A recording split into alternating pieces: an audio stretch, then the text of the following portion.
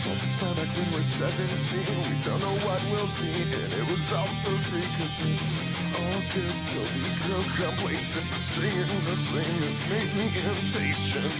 And I'm guilty and too tired of not being better, but oh how I wish I were. Don't tell me now, that's just the way it is.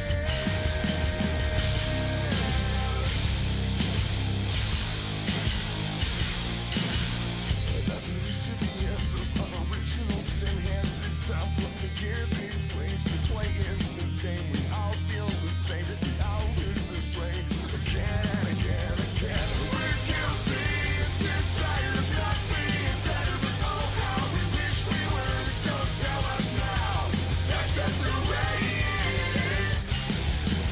Don't make it so easy. Try to find that light you know you wanna be. We'll all change the world someday. Just don't forget what we're fighting for.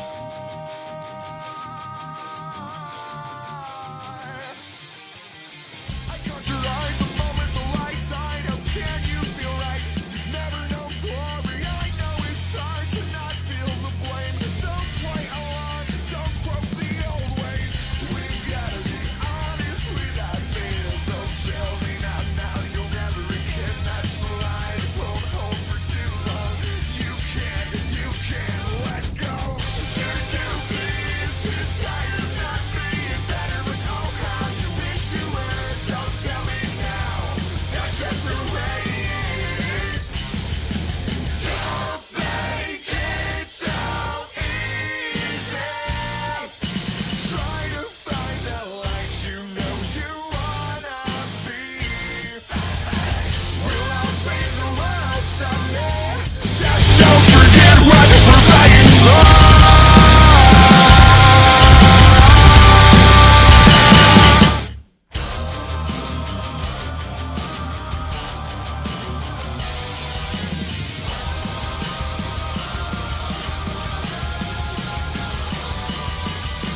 We're guilty and too tired of not being better, but oh how we wish we were. Don't tell me now, that's just the way it is. Don't make it so easy. Try to find that light you know you wanna be. We'll all change the world someday. Just don't forget why we're fighting. Don't make it so easy. Break down, there's gotta be a better way than this. We'll all change the world someday. Just don't forget why we're fighting. We'll save the world someday. Just don't forget what we're fighting for.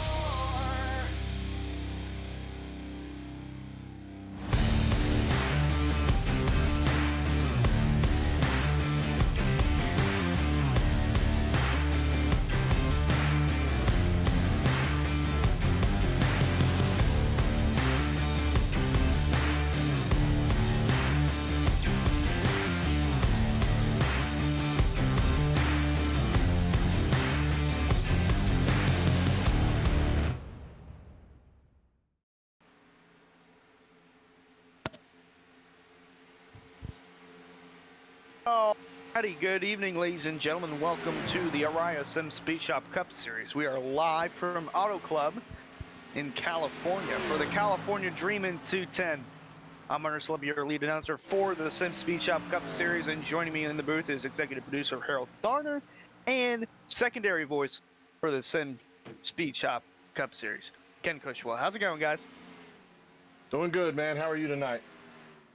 I'm good. I'm ready for some California Dreaming, man. It's California Dreaming 210 at Auto Club.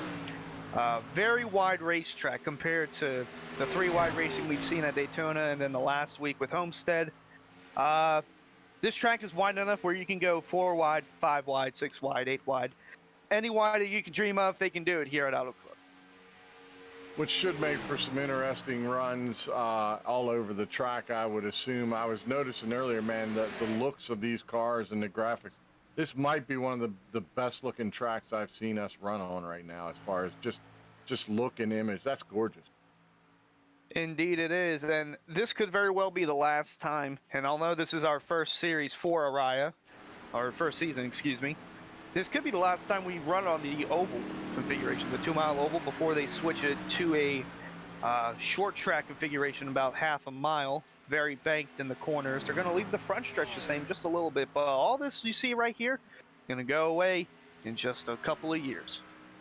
I don't know how I feel about that. I've never been a huge fan of Auto Club Speedway. However, I'm not a huge fan of taking it from 2 to a half, but we'll see what happens. Yeah, if there's any track that they should do it for, it should probably...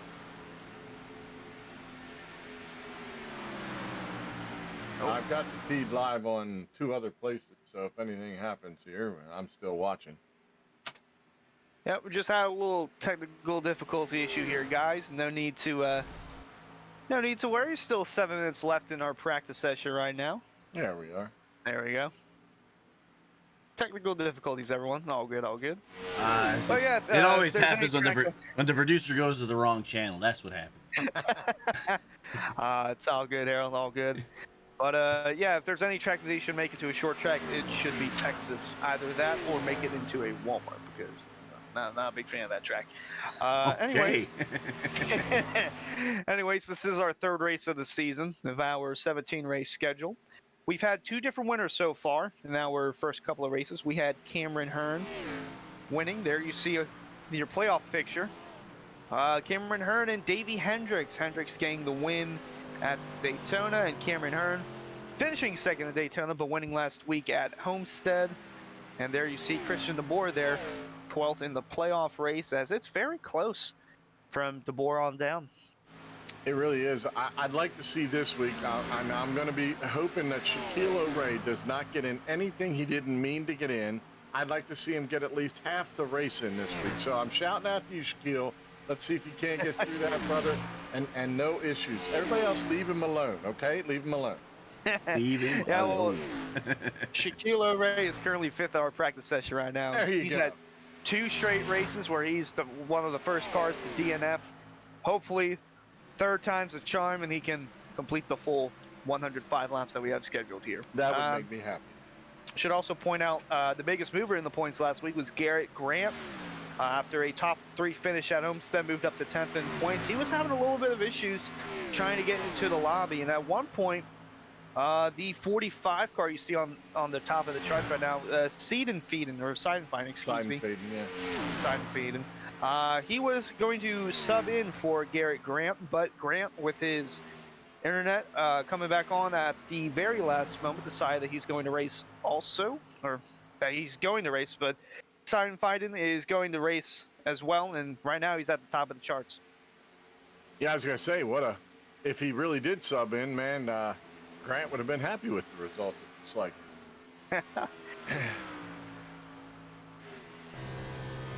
There's Honeycutt. I was about to ask, are we getting there yet? Are we ready for Honeycutt? Get that inside. All right, he's focused. Wait. Let's see what we got. Justin. All right, here we go. You see you riding along the gyro cam. It's in the cockpit of the number 67. Currently 4th on our practice chart right now. You see the various lines that will be taking approach from turns 1 and 2. You see Honeycutt was taking the bottom approach, then go down the long backstretch with the palm trees to the right-hand side. I love the Then he gets settled in for turn 3. Then he starts to work from the middle down to the bottom. Fade back up here. I have him. Yep. And he moves back up to the top end. Like Homestead, this is a multi-groove track, and we can see 4 or 5 different lanes through the corners if they choose to do so. Most notably being along the bottom for on top of the wall. There you see the 3 of David Weishart. We'll have another on board with him. He's currently 2nd on the chart right now, just behind Seidenfeeden in the 45.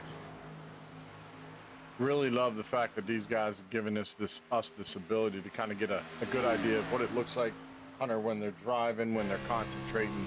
Love the flags in the back, and it's a great view, I think. Yeah, definitely a great view, something that most people are not well aware of or have not seen before, but we try to do the best that we can here and give you all the credits and all the angles that you guys deserve.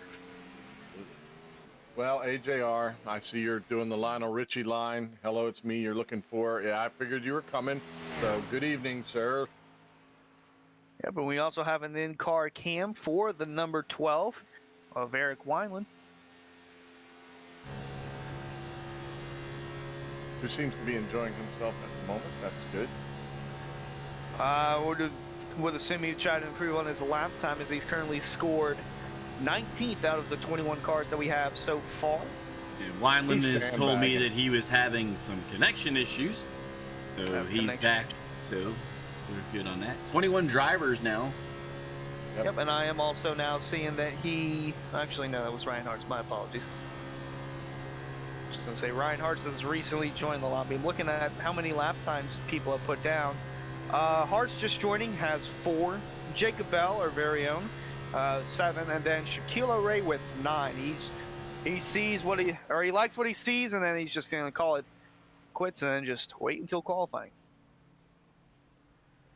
See Garrett Krantz run 31, and he's sitting there too. Chris Seidenfaden back to the top there. And our buddy Honeycutt up there. Yeah. As well. Yeah. Yep, Honeycutt's jumped up to the 3rd spot now. Now, we might see a difference in qualifying speeds compared to practice speeds because some of these guys are racing in packs of 2 to 3 cars, and qualifying you're on your own, so you'll definitely see a difference there in lap time. No, we got a Lionel Richie lyric. Yeah, I said, yeah, I picked that up. Of course, he gave it to us. Nice blimp cam there. So Lionel Richie over here, you know, it's like AJ Racing starting already out Lionel Richie. I would prefer dancing on the ceiling. I think that's something more. I don't want to see him dancing on anything, okay? This is the guy who has a signature on his chest and baby oil every week. I don't know that I want to see him dance on the ceiling. You know, Hunter doesn't get to experience this twice a week. See, he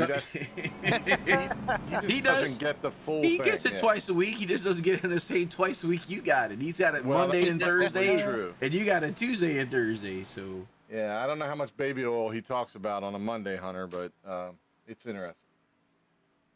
Yeah, well, it could get a little bit sideways here, as typically Auto Club has long green flag runs, and in both of our SimSpeedShop Cup Series races, we've had long enough runs to where we can make pit stops under green flag conditions. Daytona, we went caution free. Homestead, we only had 2 yellows, one at the very beginning and one at the very end, so we were able to get some green flag runs in there. Well, there's that bragging. We're talking about bragging rights between Xfinity and Cup. Xfinity was leading with only 1 coming into this week, and they got 2 last night, so they're at 3 total, averaging 1 a week. And now the Cup can take the lead in minimum cautions by going caution free here for a 2nd week. We shall see. And we shall see. Practice is about to finish up, and we will open a 10-minute qualifying session for drivers to put up their fastest lap time, and we will watch to see who gets on the pole. Folks, be sure to follow the Araya Twitch channel and make sure to subscribe for commercial-free coverage of your favorite Araya series. You know, and some crazy talking forth back in the chat. So. That's right, chit-chatting and back and forth, talking to our people on the Twitch channel. So we like to have this interactive going on. And I was gonna say, you know, Kush and Hunter, both of you guys race. I believe you're racing councils, so. You know, you guys know the NASCAR, was it the Heat Series, which has the rivals and allies. So I wonder, you know, who in this league is starting to develop those allies outside of their teams or rivals as well. I don't know that we've been at it long enough to really see a whole lot of rivals. I mean, we're on race 3, but there are a couple of guys that you just kind of want to look at and see how do they behave around others, I guess is really the best way to put it. There's quite a load of teammates tonight, I think, isn't there? We have, I believe, 4 teams total for this series. Let me double check here. In the meantime, here's the 21 of Delonte Ballard. Going out for his qualifying time. Coming out of the Tidewater area of Virginia and Newport News. So we actually only have 2 teams in the Cup Series. The VRA guys, 15 to 54 and the 12. And the Samson Motorsports, the 3 to 52 and the 5. But we saw at Daytona, there was a lot of like subsidiary teams that kind of like made those teams bigger. Like you see even in NASCAR, where, like the Fords kind of all helped each other out and the Toyotas, that's the thing with the manufacturers. I think that too are going to be updated here shortly, because we do have some new teams coming in. And there you see, to the left-hand side and the right-hand side, you'll see the fastest go to the top of the chart. Right now, that is Blair Patterson, the 91. Brian Wasserman also on the board. Put DeBoer up to the top. Here's Ballard. He's going to come over, and he's going to put down his lap time. And there's the 67 of Ryan Honeycutt. Yeah, let's ride her along.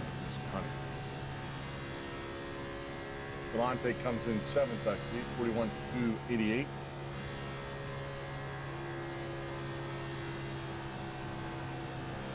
And you want to be careful to not smack into the wall, because last week we saw him clip the wall coming out of turn 4, and that was it for his practice time. There he is, waving to the camera. A little bit of multitasking there. That'd have been, it's up to the top. To the top of the charts. Nice job. I was going to say that it would make it much better if he waves and he gets to the top of the chart. He's laughing over there too, so I know he's watching us. Great drive, Ryan. I don't know if anyone can top what he just did. And there you see that second place car, Davey Hendricks. He was 8 1/1000ths off of Honeycutt's lap time. And there's our third place car, Garrett Heath, who is about 6 to 7 car lengths off of the pole time. They're set by Mr. Honeycutt in the 67. Wild live. Yeah. All the pressure, and he still pulls it off. You got to admit, that's pretty good. I don't know. There's still one car, the 15, that hasn't run one yet, so let's see what he does. But there's Mr. Prince out there. Steam Prince in the 99. He's on his green flag lap. I, of course, love this paint scheme.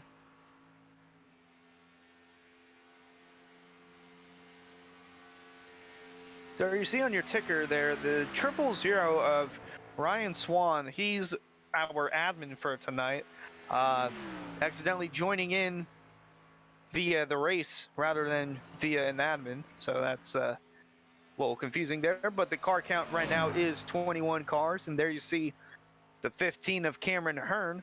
Yep, here we go. Let's see what he's got for the Mr. Honeycutt in the lead there. Yep, that was last week's winner.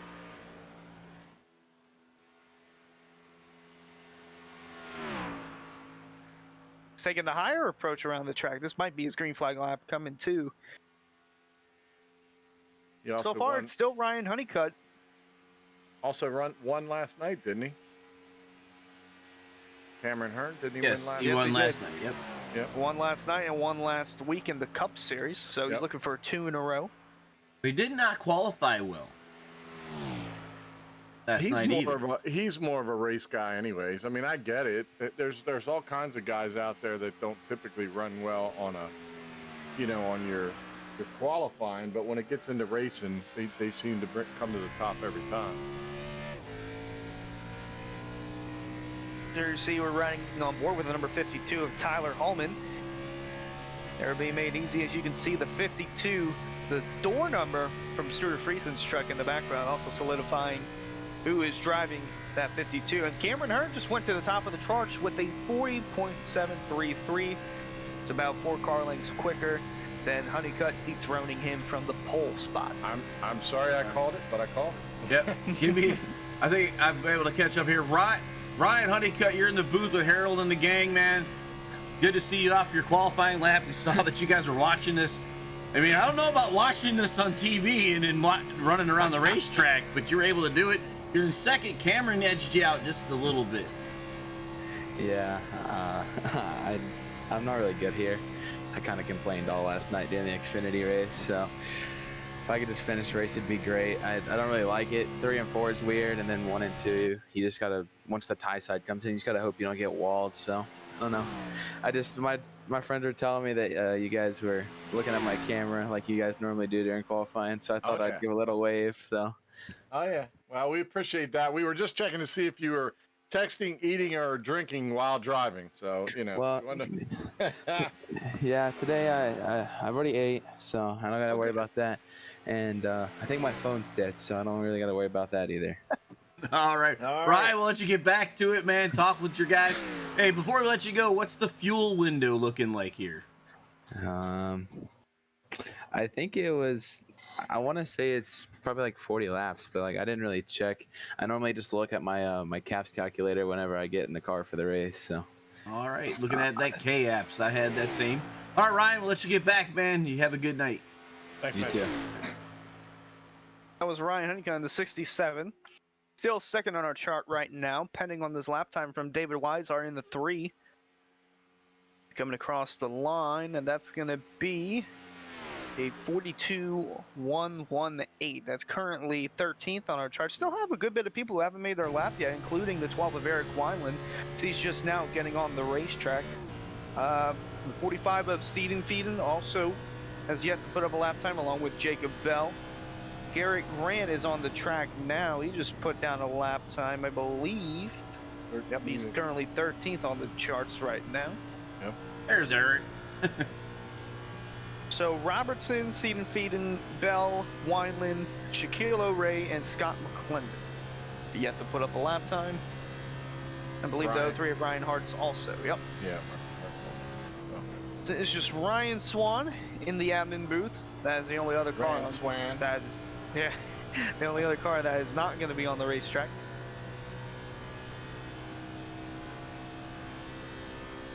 But it's interesting how we were talking with Ryan Honeycutt, which now David Weishart just jumped up, pushed him back to the second row now.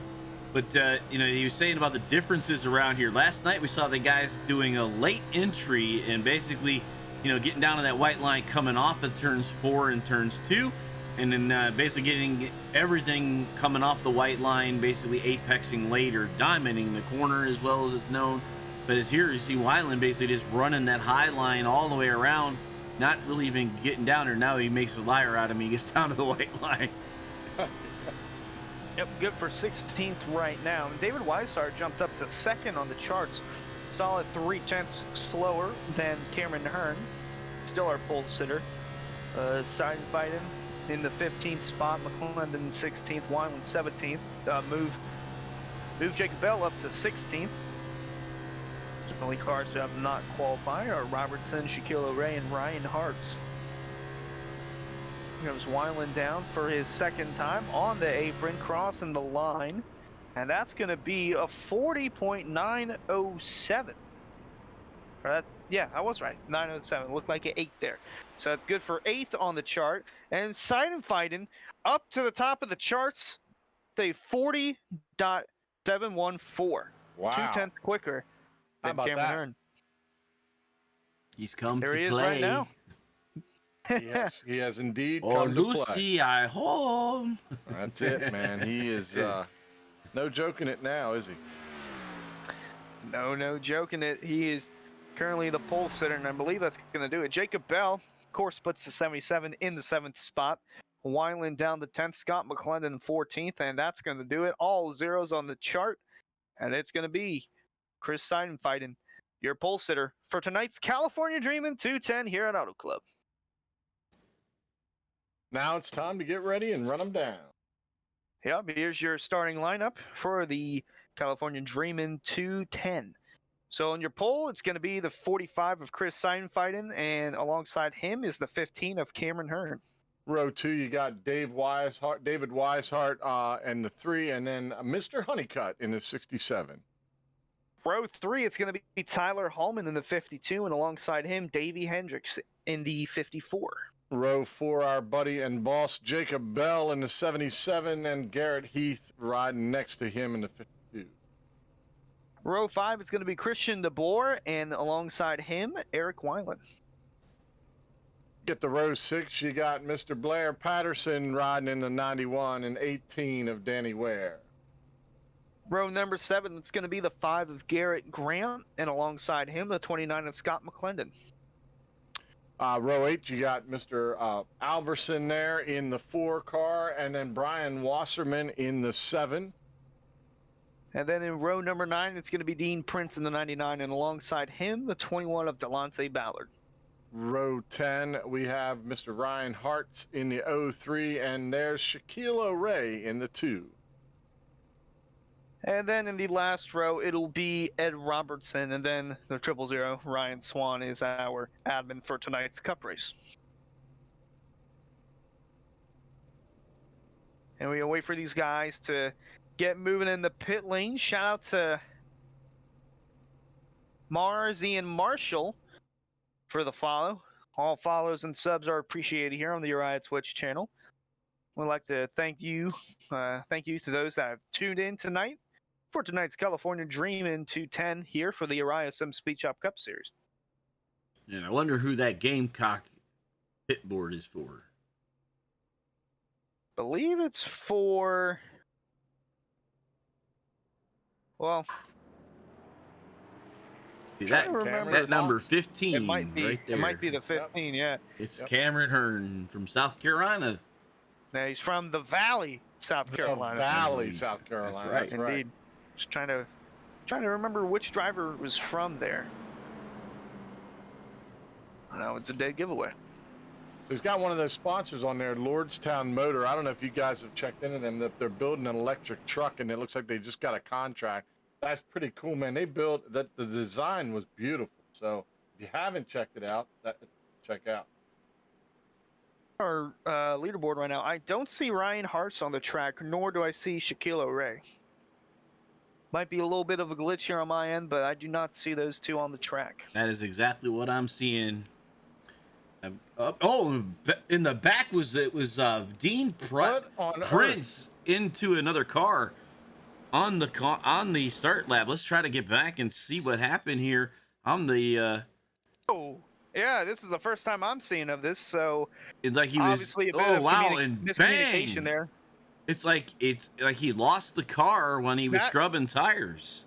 I believe he hit Scott McClendon in the 29. Yeah, there's damage to that. All right, well, pace car off. Wow. Bit of fireworks before the start here. We're California Dreaming here at Auto Club, and we are green.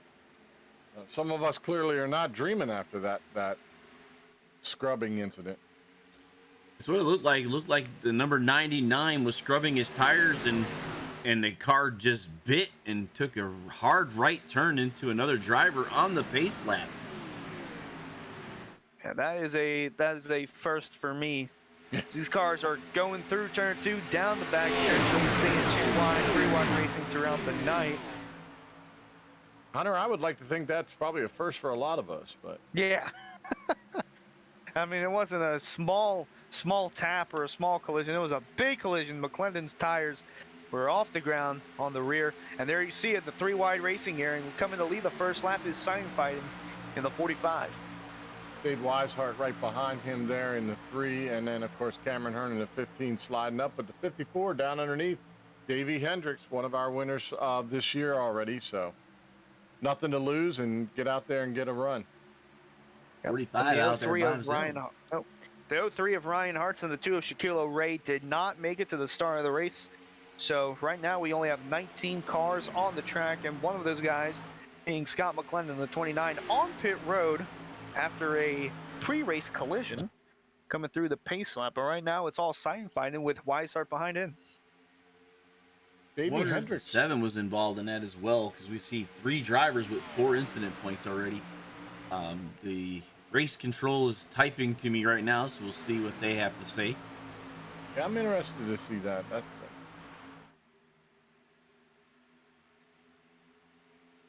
Not as many, so we should be able, once we get running now, we should be able to go green for a while. There aren't as many cars out there, 19 right now, well, 18 on the track, 19 altogether. So that streak should stay alive, although we didn't even make it into the green flag yet. So Oh, did not change anything, so we are technically green. So go with that.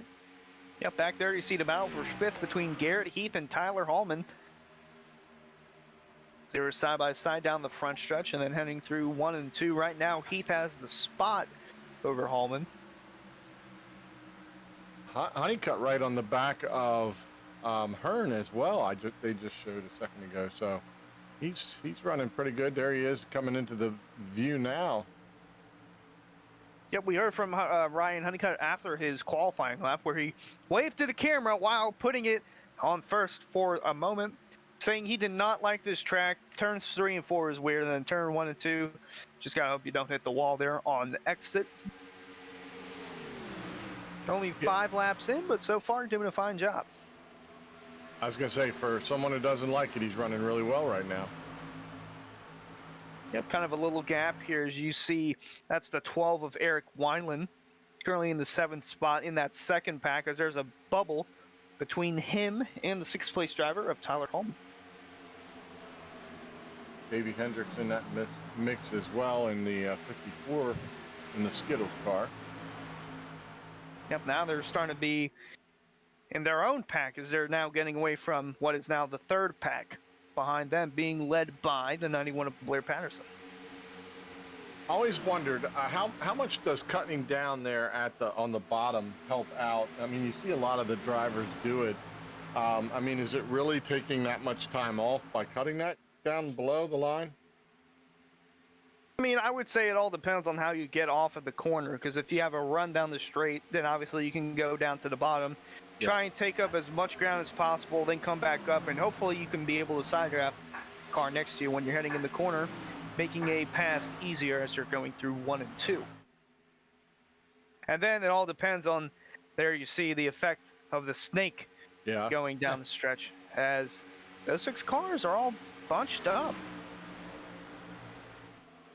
We saw Seinfeld drive away at one point to a four car length lead. Now he's got David Weishart breathing all over his neck. Well, this is a track where drafting is predominant as well. So this is something that you're gonna take full effect of. That's why they reeled him in, I would imagine. Yep. In the early runs, we see drivers close quarter racing, and then as the run goes on, you see them getting a little more spread out, as tire wear is a big factor here at this track. We're going to ride on board with the 3 of Weishart all over the bumper of the leader Seinfeld. And no need to make a move right now other than just stay tight and run for a while. You're only on lap 8 of 105, 2-mile track. You got plenty of time to figure it out. Yep, and there you see it's a little bit of a run there for the 3. We got some moves being made in the back. Side by side, it's going to be the 15 of Cameron Hearn, who's trying to stay in this pack and move up a spot. He's passing the 23 of Garrett Heath. Then right on his outside is the 52 Tyler Hallman. He's tucked in behind that 52, and that just brought the 12 and the 54 into this pack with them. A lot of moving around right there in that 4th, 5th, 6th. Even 7th, like you said, with Wineland being pulled back in as well. But surprising, Cameron Hearn's dropped back and not staying up in 3rd place where he was before. We saw last week with Garrett Grant winning the pole, leading the first lap. Actually, no. My apologies. I believe that was almost contact there. Yep. I'm trying to remember who won the pole last week. I don't think it was Garrett Grant. Might have been Cameron Hearn. Whoa. Some bumping there. Yeah, a little love tap or rub it ain't racing, but he moved him. Yeah, definitely you can bump draft on this track. Just don't believe bump drafting in the corners will work. Probably not. Yeah, probably not warranted, that's for sure. Mr. Honeycutt taking it high. Ooh, and the 52 of Hallman's going to tuck in behind him. So now there you see the 91 of Blair Patterson. This is now a 9-car pack, and the first car back is the 56 of Christian DeBoer in the top 10. And Interesting, answer some of the to guys- your poll question, Garrett Heath was the pole sitter last week. Garrett Garrett Heath. Okay. I didn't want to say I didn't want to say Garrett Grant. Couldn't remember which Garrett it was. I was gonna say we had 2 Garrett, so you know. And Almost I wrote it contact down, but there. I lost my card, so I don't know what that was. Those are the 2. Oh, there you go. Had a little battle there between Garrett Heath and Tyler Hallman. And these guys are moving all around. Yeah, they're not afraid to try out the top groove. We saw a couple drivers run the top, one of those being the board you see in the back. But yeah, majority of this field snaking through their way, following the 45 of Steinfeld. So now we see some moves being made. Weishart down to the bottom. He's going to look for the lead on Steinfeld. Side-by-side racing all the way around. There you see 3 of them on different lines, as you said. So they are getting close. Nearly contact being made there. Now Honeycutt's going to move up to the 2nd spot. Weishart's going to fall back to 3rd. Now we're going to see Honeycutt try and go to the bottom. Thinks twice about it. Stays tucked in. Did not go through turn 3 that well. And now you see the 3 of Weishart jump back to the bottom with the majority of the pack following suit. Trying to bring Hallman with them at that move, on that move. Northern Capital there on both their cars. Yep, not to mention both Samson teammates. That's right. So you see almost 4 wide racing, some 3 wide racing there. Almost contact between the 52 and the 12. Ryan seems to have gotten himself into a hornet's nest all of a sudden now, hasn't he? Yeah, this is what the effects of battling in the pack do for you, because now there's 3 wide action behind this battle for the lead. That's still heating up. Honeycutt down on the bottom. How about the run he got there? Is this enough? No, it's not going to be. Close quarters racing there. Oh, man. Honeycutt on his own, down on the bottom. It's still Steinfeld leading with the 3 of David Weishart in hot pursuit in 2nd, and then right behind him, Garrett Heath still battling for the 3rd spot with Ryan Honeycutt. There you see the 15 of Hearn clearing, getting in line. Cameron ducked back in, but look, there you go. You see him go down into the turn. Literally, they just separate. Everybody going in all different lines here. As you said, it could go 8 wide if they wanted to. There you saw Honeycutt get loose there off of turn 4. Wow, and an abrasive move there from Garrett Heath to come back in line. That caused the 15 of Cameron Hearn to jump out of line and say, all right, I've had enough of this. I'm going to pass you. Get it over with. Yeah, I didn't think we'd be at the Harry Award this early, but that was close. I mean, that was paper thin right there. Look at all these cars driving different lines and all tight racing. I mean, this is definitely showing the top division here, showing the reason why their skill levels are so high. But No doubt. I mean, they're not that far apart, and right now my wheel would have white knuckles all over it with this kind of absolutely. racing. Finger marks on the underside. Absolutely. It's their battle for 4th now, battle for 5th, as Hearn cleared the 52 of Holman. He's now side by side with Ryan Honeycutt. There on the outside. Honeycutt almost in the wall. Looked like he clipped it just a little bit. And now you see coming in there, Wineland trying to use that bottom line as well there, Hunter. Some of the guys are diving deep into the turns and trying to hold it all the way through. Yeah, we talked with Honeycutt earlier before the race, and he said that turns 1 and 2, just hope you don't hit the wall. As he does not like Auto Club, although he flexed his muscle early on saying, hey, I can go out here and take the lead. Oh, wait, no, I can't, because I'm not on the top.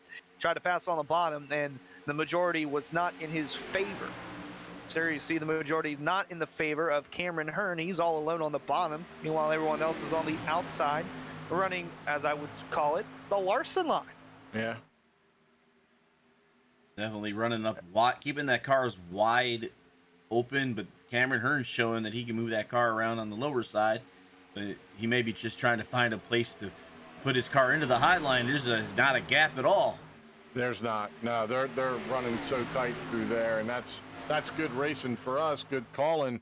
But yeah, it makes it difficult for him to get back up in there and dance with them and snake down the line. Yeah, and in the middle of all the chaos, when we were seeing side-by-side actions throughout the pack, we saw early on the majority of the field was running the bottom, and then the 45 deciding fine started running the top, which allowed some drivers on the bottom, which is taking the shorter route around the track, to get alongside in side-by-side battle, but the runs that they get on the straights just overpowering the bottom, and that's essentially where we have led up to, with everyone, including the backpacks, starting to run at the top. Yeah, they all seem to like that. Now they call it the Larson line simply because that guy can run, a millimeter off the wall, but not everybody else can. So that's why it's interesting to keep watching. He's diving down, trying to break the draft for a moment. That's the dirt racer in Mr. Larson trying to find the cushion. I don't think there actually is one in an asphalt track, but sure seems like he tries to make one out there. Absolutely. The only cushion you're going to get is the safer barrier. Whoa, car loose there. That was right behind Christian DeBoer. It was the 5 of Garrett Green. He got way loose there coming out of turn 2. Everyone keeping everything straight, and we're still green flag here at Auto Club. They're saying 40 laps is what Ryan Honeycutt was giving us as the potential window. And so with 105, with 3 sets of tires in the pit stop, so I would think you kind of do a 2-stop race if it goes green, and you keep an extra set in there. So you could divide this on 30, 35 laps. Well, we saw that Tuesday night, didn't we? Even though a smaller track, tires made a big difference in the last run at Iowa, and the trucks, they held off, drove their tires right, and Mr. Robinson had nothing for him because he had no tires left. So you might be right. Run it for two sets, and then hold on to the third one in case you get a late caution. So we have some cars peeking out of that top groove. You saw Wineland and now Cameron Hearn poking their nose out, trying to get some clean air maybe, or just to see if anyone will go with them and try to make a move on the bottom. Is it safe to assume that much like the other big tracks, tire wear is not as big a deal or as big as a help in this case, because they all seem to be running the same times? Drop-off hasn't been that big. Is that safe to assume? Yesterday was a second and a half to 2 seconds per lap towards the in the middle of the run, and I would assume they're going to do the same thing here with the. It's an old track. It's very abrasive. Yeah, Auto Club is one of the more notable tracks where tire wear is a big factor, including Atlanta. At least their old reconfiguration before they moved to their newer reconfiguration. But Atlanta and Auto Club are the most notable for tire wear. Look at they're 2 seconds off per lap right now. You have nine people within a second of each other. But they're going to be good amongst one another. But the thing is how much fall off do they get on a run? Like right now, Seidenfaden running in front, 42.536, where his fastest lap was 40.7. So he's almost 2 seconds slower on his older tires at 22 laps, about halfway through a fuel run. Yeah, they were pretty quick here, and it doesn't help when you're racing in a package where it's essentially wide open the entire way around the racetrack. Sure. That is not a good recipe there. Yeah, I wanted to kind of get that out there. I wanted to find out what you guys know as far as I'm not familiar with the tire wear as far as this goes, but I'm just amazed at how well some of these guys are staying together the way they are. In iRacing, it's a little different than the actual. They try to model, it's basically physics that are in a game, or a simulator. Is a lot of the people here. As Weishar's going in the lead, down on the bottom, and he's got a heck of a run. He's way out there, almost like the 45 rolled and let him go. Yeah, interesting call there. If the 45 decided fine and let the 3 of Weishart go, but nonetheless, a new leader appears in the 3 of David Weishart. But what I was trying to get with these is the way the physics model on this current tire set is that I've been hearing a lot from the drivers is the first few laps are, you can be loose because of the slickness of the tires. They'll settle in after the heat gets in them, and you get about 5 laps, and then it's a drastic drop off. And then everybody is like an even plateau through the rest of the run. So it's not exactly what would happen in a real life situation where they kind of tater, kind of little by little and little, and they, taper off. it's almost like a cliff. Like after about lap 7. Oh, nearly Yeah. contact there between Garrett Heath and Davey Hendricks. They've been That doing, was a oh my goodness. They've been jumping down and then jumping back up, and I don't know that they even know how close they are. Wow, I mean that's 2 or 3 times in a row now that we've just watched that. yeah, that was the closest we've seen because Yeah. they made contact there. That is a recipe for disaster on You're that taking front out the straightaway. rest of those There's guys locked on you. 16 cars now in this huge train that David Weishart is leading the way on. The only one that's not in this group is now on pit lane is Brian Wasserman. And he was the one that was involved in the see what had happened moment. So One of Well, the in the beginning there, the 99 of Dean Prince and the 29 of Scott McClendon, they made significant contact on the Whoa, pace lap. sliding We got around. contact there. Just as I was talking about 54. contact, Garrett Heath and the 54 of Davey Hendricks making contact. The 54 was sideways, keeping it straight, but now he's in the middle of a pickle. He's stuck in a 3-wide sandwich there. Honeycutt on the outside and Hallman there on the bottom. Hallman's going to back off and let him in. But man, oh man, was just trying to touch on the topic of Scott McClendon. He's out of the race after that pre-race contact between Wasserman and Dean Prince. Look at this 3-wide action coming off of turn number 4. Sliding up in front. Honeycutt slides up in front of Heath, and he's going to duck down to the bottom. Man, oh man, it's almost like you get a better run down on the bottom as the run goes on. Whoa! Oh, contact there between the 54. what a Davey save right Hendricks there by the once 54. again. Yeah, they 54, make David contact. Hendricks with that Garrett 23. Heath. Yeah, Garrett Heath, yeah. And Oh, and Heath a coming slide up. up! Oh, there we go. We got a spin in the back. That was Got a spin in the teammates. back. It's Garrett. Well, It was Garrett significant Grant. contact Yeah. was there. Looked like Garrett Grant was heading towards the inside wall, but he saved it. We're still green flag racing there, but yeah, contact between teammates there. And that all started after contact with the 23 of Garrett Heath and the 54 of Davey Hendricks. So far, everyone's still going strong, still green flag racing here at Auto Club. Well, but that was the 52 of Tyler Holman. I was just about to say he took heavy damage there on the front of the car. Saw he fell quite a bit of ways. Engine is toast.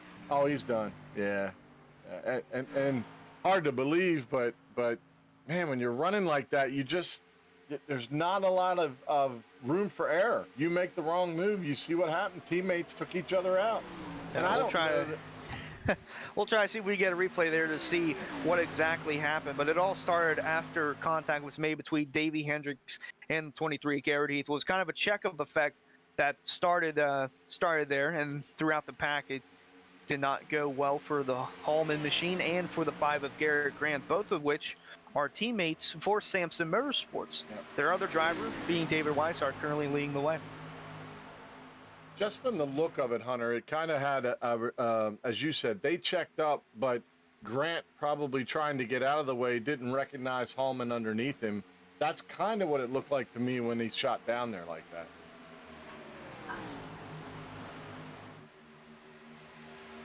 Right now, everything's calm, cool, collected. The 3 of Weishart still stretching his lead, just under 4 car lengths over the 45 of Chris Seidenfeiten. He's still leading somewhat of a snake there with Ryan Honeycutt in the 67. I tell you what, I'd like to see a larger field, man. If there were some more drivers that jumped into this, I just think this can be one of those groups that you really want to tune in and watch week after week. Yeah, definitely with all the racing that we've been having in the RIRacing.com series all Monday through Thursday have been showing the ability to run clean, hard races in every series. And the parity across has been pretty good. I mean, from the guys that anybody can win, which is what NASCAR is trying to do, right? It's like, Oh, absolutely. they don't want one team to take off and destroy everybody else. They want it to kind of be even keel, and anybody has a shot at winning. And that's what it seems like here with these drivers each and every week. Yeah, well, the first 2 weeks were won by VRA drivers and Davey Hendricks at Daytona, Cameron Hearn most recently at Homestead. Now some Samson Motorsports drivers, well, one being David Weishart, looking to dethrone the VRA gang that have led and won the first 2 races. Well, I mean, you can't let them win them all, right? I mean, at some point you got to step up and take the reins, and Weishart looks like that's what he's trying to do, but Seidenfin's right there. He's not going anywhere at all, and I think he just backed off, wanted to see what he had, but you think that he's going to run well all night long. There you see 21 laps led by him, running in second right now. Yep, after all that calamity, everyone seems to be spaced out, not as bunched as we were before. Drivers definitely giving each other more room now after the contact that was made. Here comes Seidenfein trying to get a run on the bottom. He's going to get alongside the 3-air of Weishart, battle for the lead.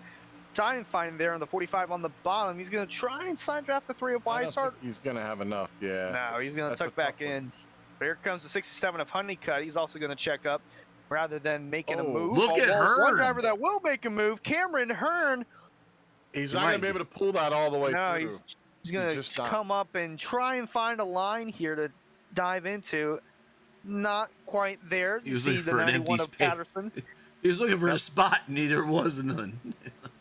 He slides up in front Oh, of the the 45 doing the same thing. Huge run. Speaking of sliding up, here comes the 45 of Seidenfein slide trying to slide up job. in front of the 3. Yeah. There you go. Move over. David Weiss, our new leader, Chris Seidenfein in the 45. Oh, never mind. crisscross. Here comes the 3 of Weishart. Down on the bottom. Move. He's going to take the lead right back. Yeah, nice move right there. Great crossover move from the number 3. You're starting to see more momentum in different moves, too, where there you see the 15 drops down again. They bunch up a little bit. He gets a run, but then he gets stalled out down below, and that seems to be the big thing with him right now. Yep, you see Hearn was looking to poke his nose out underneath the 91 of Blair Patterson, but chooses better, stays tucked in. Meanwhile, the 3 of Weishart taking the lower approach through turns 3 and 4. He had gotten away from that for a while, Hunter, and I think that's why he's back to it. It was working really well for him when he got down and dropped at the bottom, kind of gained some momentum and then went back up again, but I think we're going to be looking strategies. at. We'll be seeing green flag pit stops momentarily. We're looking on lap 35. 5, yeah. And in my racing, my pit crew chief there and me saying 35 to 70 and then 105. So it's 35 each. It breaks it up in thirds. So we'll see how that The 7 happens. of Wasserman was on pit road about 9 laps ago. He was 1 lap down. The Boer just now just getting through on. pit road. So would expect to see them soon as you see more drivers there running the bottom of the racetrack. I think we'll see that coming in this Here they time come. by. There We have some takers here. So we'll see it's Weishart, Seidenfein, Ryan Honeycutt, Garrett Heath being the early takers amongst the leaders. That cycles the lead over to Blair Patterson, the 91.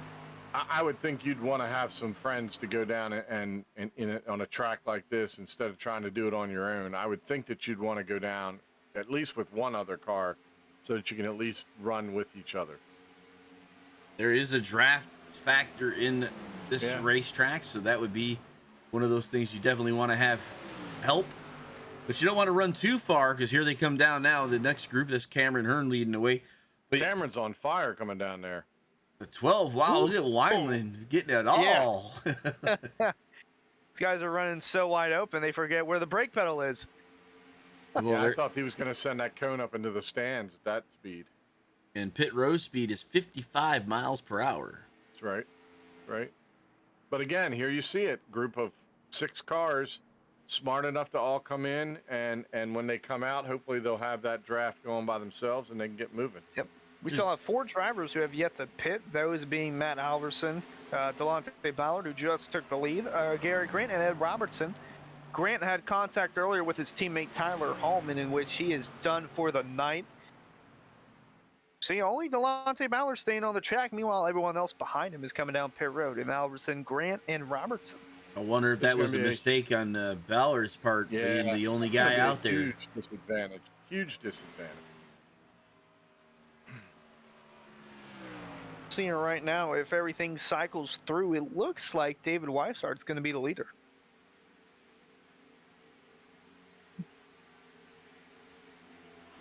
See there, Ballard still leading.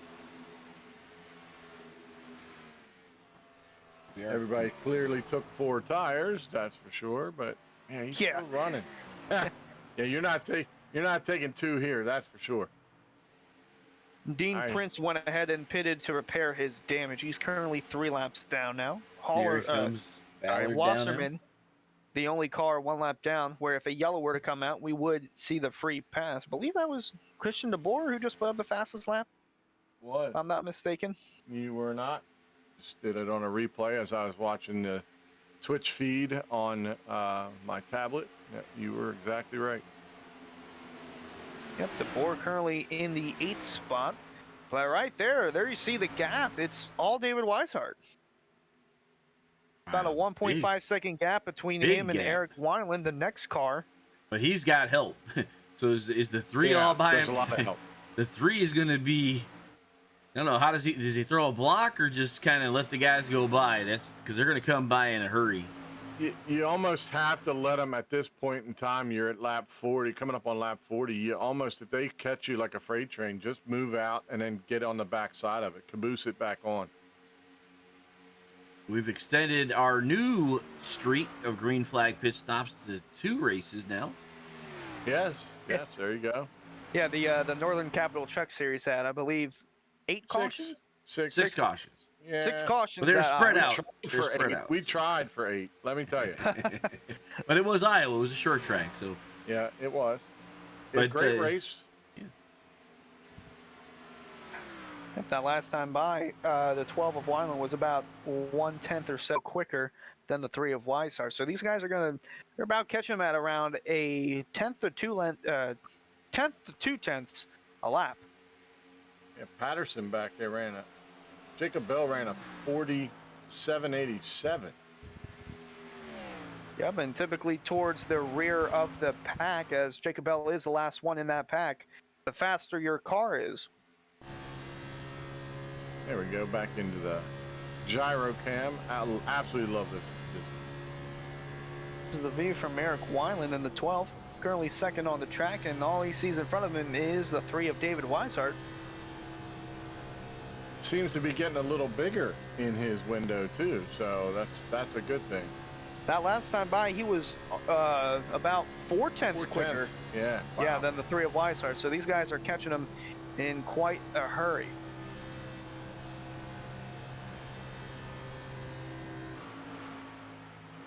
They're Only not car snaking faster like than they them did was before. only car faster was Jacob Bell. Ran a Seinfeld just 40.8. touched that wall. He might have given it a little kiss. Yeah. Little love tap. Right now, it's just a 2-car pack in Eric Wineland and Cameron Hearn that are slowly but surely catching the leader, David Weishart. Now Honeycutt moves up to 4th in front of Seidenfeiden in the 45. He's hauling Garrett Heath and Christian DeBoer behind him, so We're looking through in our chat. Looks like the 52 of Tyler Holman's made an appearance. Had a pretty good car. Really bummed not going to be in it to have a shot. Tight racing there. Had to check up and got us bunched.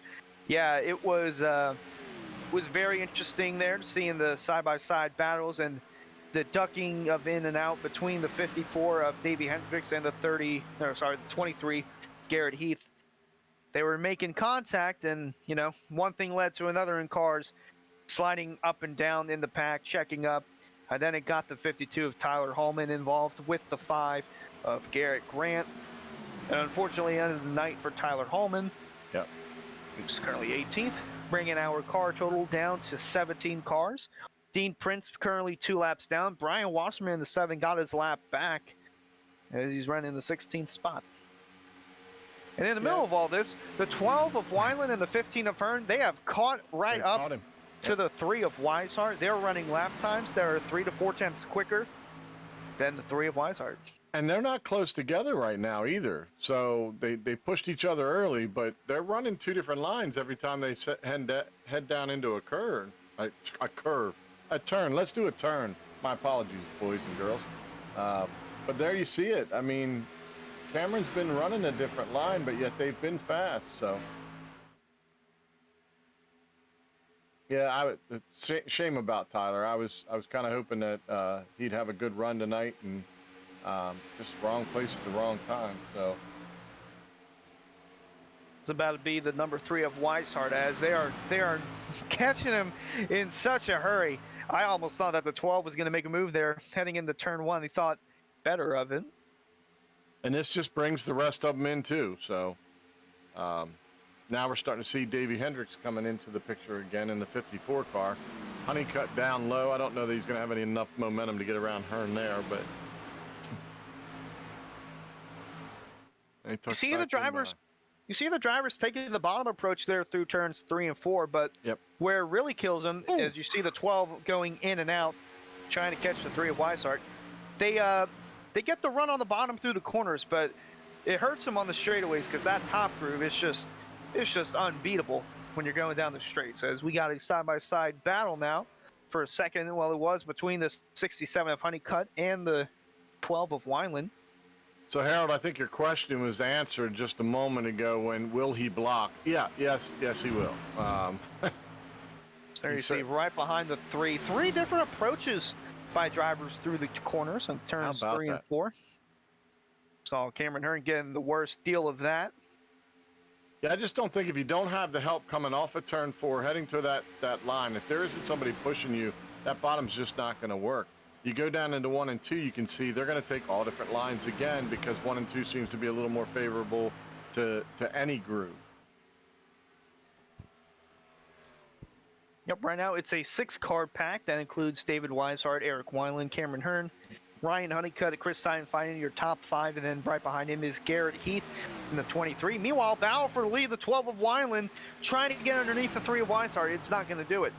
It's not going to be there. No, and now he's going to lose that spot because Cameron's going to close that up and not give him a shot back in line. Well, never mind. He's just going to take it. Now he let him in. Yeah. The 2 are VRA teammates. Yep. Currently running 2nd and 3rd on the racetrack. The other one being Davey Hendricks, 7th on the track. And for the Samson guys, David Weishart still leading here at Auto Club.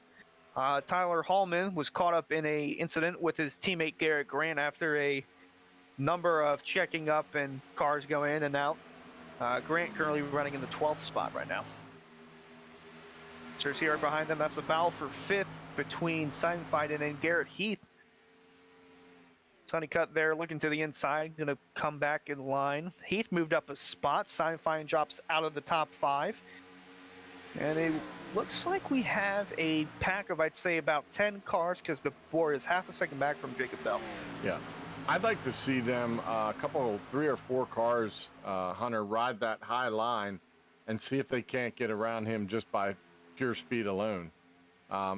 They seem to be, again, because they're running so many different lines, it doesn't seem to be working singularly, but I'd like to see 3 or 4 of them just stay nose to tail and see what they can do. They may not be able to. The cars might not be letting them do it. So. Right.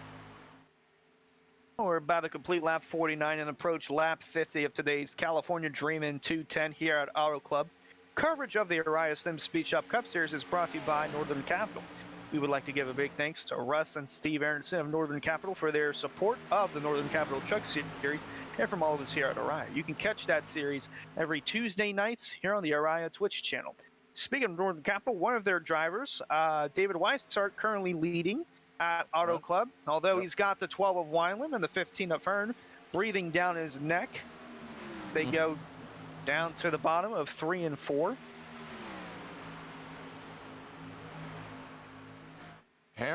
Cameron doesn't seem like he can stay tight on the bumper for a long period of time. Almost has to duck out and then come back in behind. But there you see 4 cars there. Yeah. Interesting approach from the 3 of Weishart. We've seen drivers go down to the bottom of the front stretch and on the access road, essentially, or the apron. And when they come back up, it's just a massive run from the drivers behind them. So he was doing that earlier when Chris was behind him, Seidenfaden was behind him. He was doing that earlier, and it seemed to give him enough separation that they weren't pulling him in. Unique that he's still keeping that move. Here he goes again. So he drops down, moves away from him, and then kind of pulls back up. Yeah, but every time he does that, they gain 2 to 3 tenths on the straightaways. He's just better in the turns. I mean, Yeah, he's taking the shorter approach around the turns. Yep. Whereas if you stay on the outside, you get the run down the straights, and you'll see it. You might see it here where he'll snake a little bit to the inside. We didn't see it this time, saw it last time by. But he'll snake to the bottom, trying to see if he can get anyone to go with him. There you see once more, he's driving the bottom. Honeycutt way up high on that run there. Yep, now a massive run from the 15 and the 12. 3 car lengths there between Weishart and Wineland. And when he comes back up, it's almost 6 car lengths. But he's got a big enough gap to where he can do that. Yeah, absolutely. Again, he makes it up right here.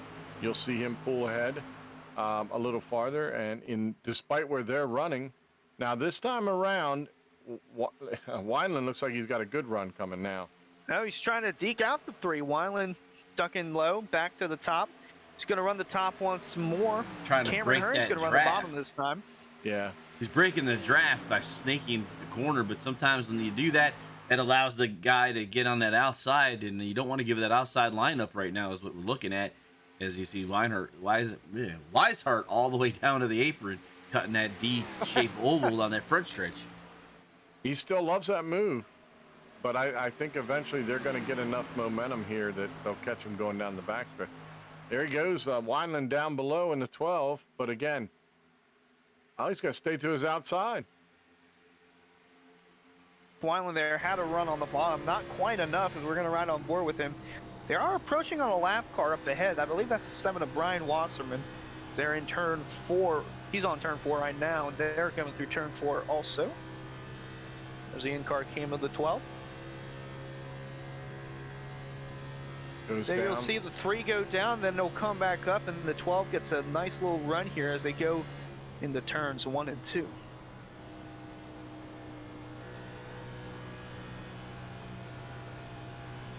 Eric seems content to try different things just to see if he can pull him close. I think it really, again, it's going to depend on who's behind him, who's pushing, and how that's affecting his car going into the turn. See there right behind those top 3, you see Garrett Heath down to the bottom trying to get a run on Ryan Honeycutt. That's for the 4th spot.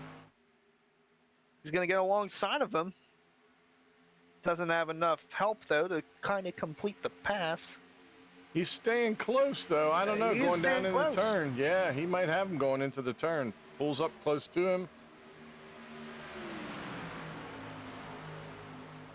There, the run on the top is going to get the 67, the spot. Hanging out there by yourself does make it hard.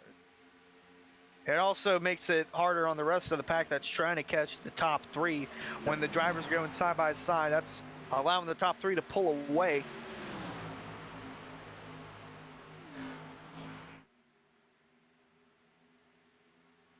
Great run up front. David Weishart's got to be, you know, amazing job. Now you see they're switching up on him. They're coming down, running that low line now, going over the start finish line. So see if that helps out any.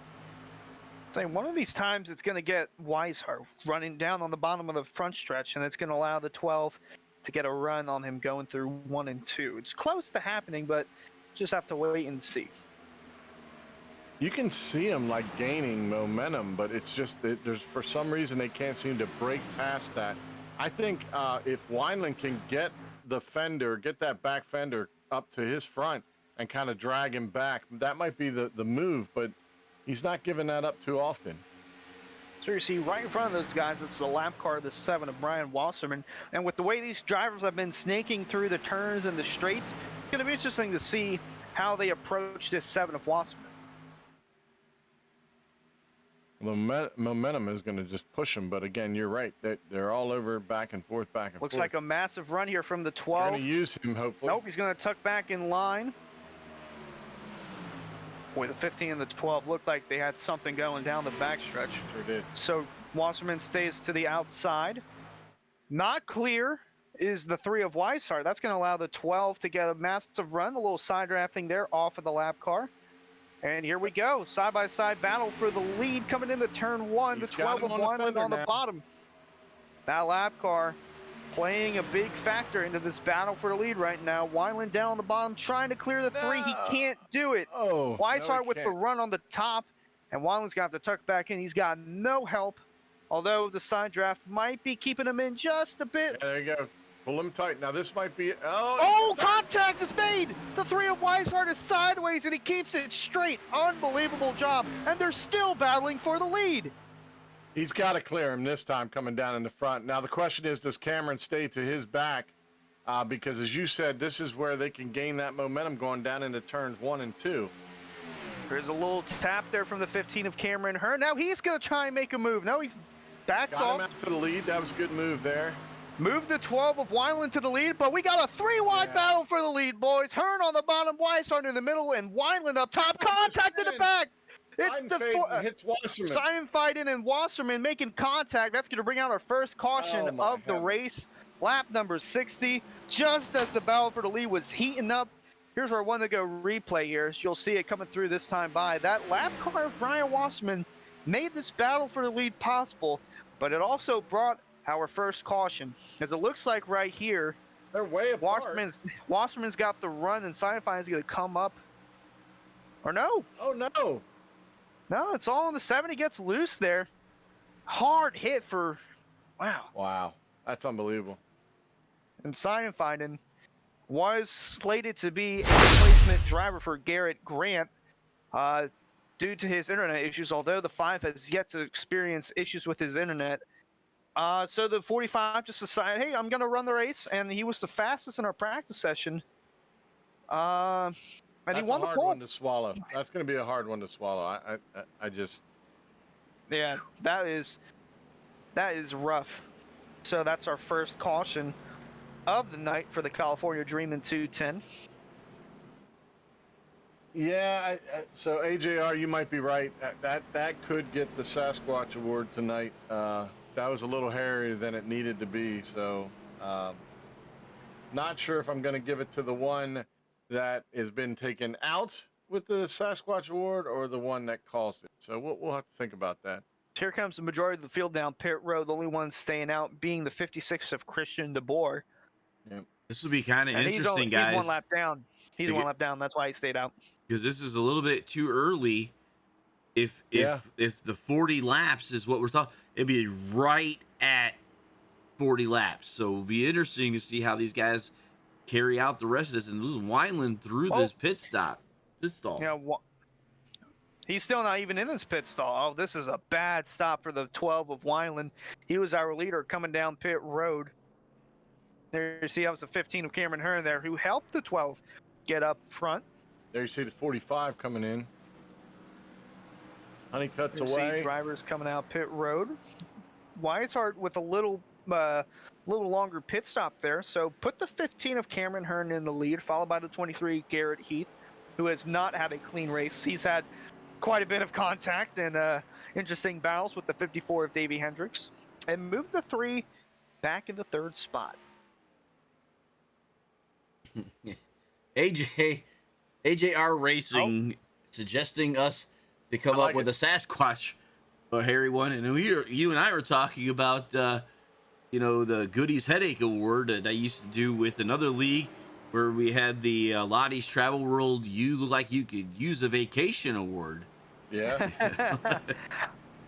Just want to touch on this. I don't know if it's a penalty or not, but one of the drivers smacked into the cone there on the backstretch of pit exit. I'm not sure if that's a penalty or not. I don't think as long as he stayed under and tapped the cone, he would be fine. I mean, some of the guys more than a tap. Some people like to punt that sucker.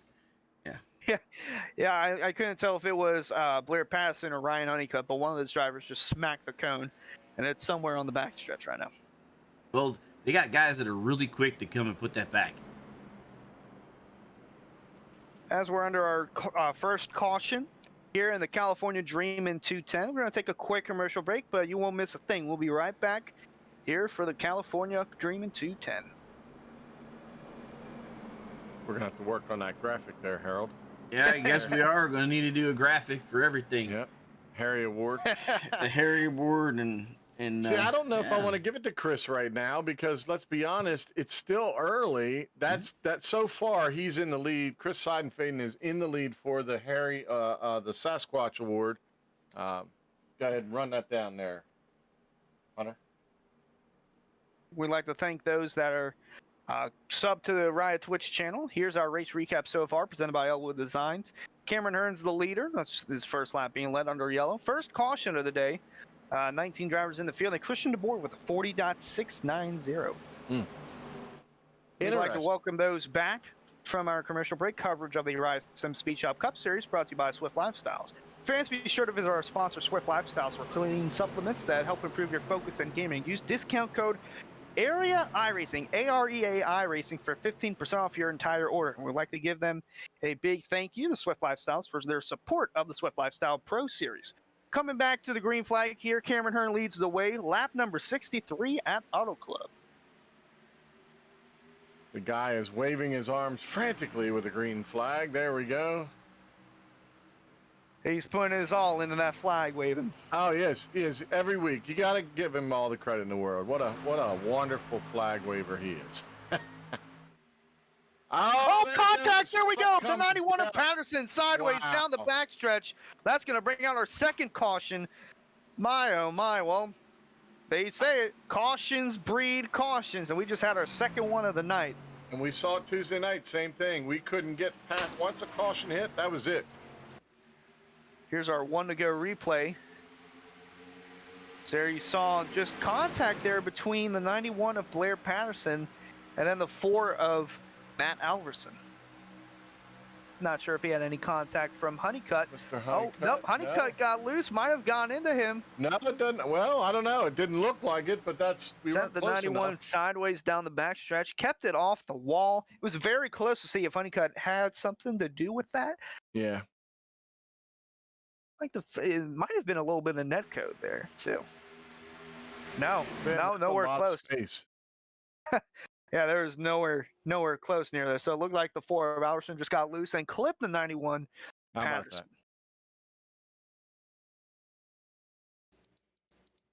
that? Yep, just that slight touch there. And good job on the 67 of Honeycutt for checking up and avoiding the 4 of Alverson. Heck of a drive job there when, you got 2 cars that are now moving and spinning in front of you. No touching. That was beautiful. Nice job. See the flap of the 91 engaged so he doesn't go flipping. Yep, that's a testament to the safety and the sport of NASCAR for inventing that. And it's brought us safe racing here in the Araya SimSpeedShop Series. That was our one to go replay. Thanks for the leader close. is now Garrett Heath in the 23. It looks like we've had some takers go down pit road again.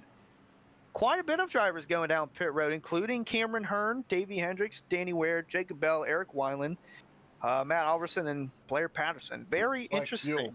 All fuel, except for Alverson. Alverson's 10.9. I don't know if he put on 2 or. No, he's putting on tires. Putting on tires, yeah. And Matt Alverson is receiving the end of line, so it would have helped for him to just take care. So he's been issued the penalty for causing that caution. The 4 car? Looks like. Oh, okay, yeah. I'm sorry. Looks like the 7 of Brian Wasserman and the 45 of Chris Seidenfaden are out of the race, so brings our car count down to 15, with Dean Prince being 1 lap down. I believe he gets does he get the free pass this time? I believe he does. Yeah. As long as he wasn't involved. Or he might have been 2 laps down earlier. AJR, who are you asking who pitted? You said you wait. Where did Cameron go? Cameron did pit, and that's why he's Cameron in the did pit. Yeah, he did. Yeah, 5.4. So I would assume fuel.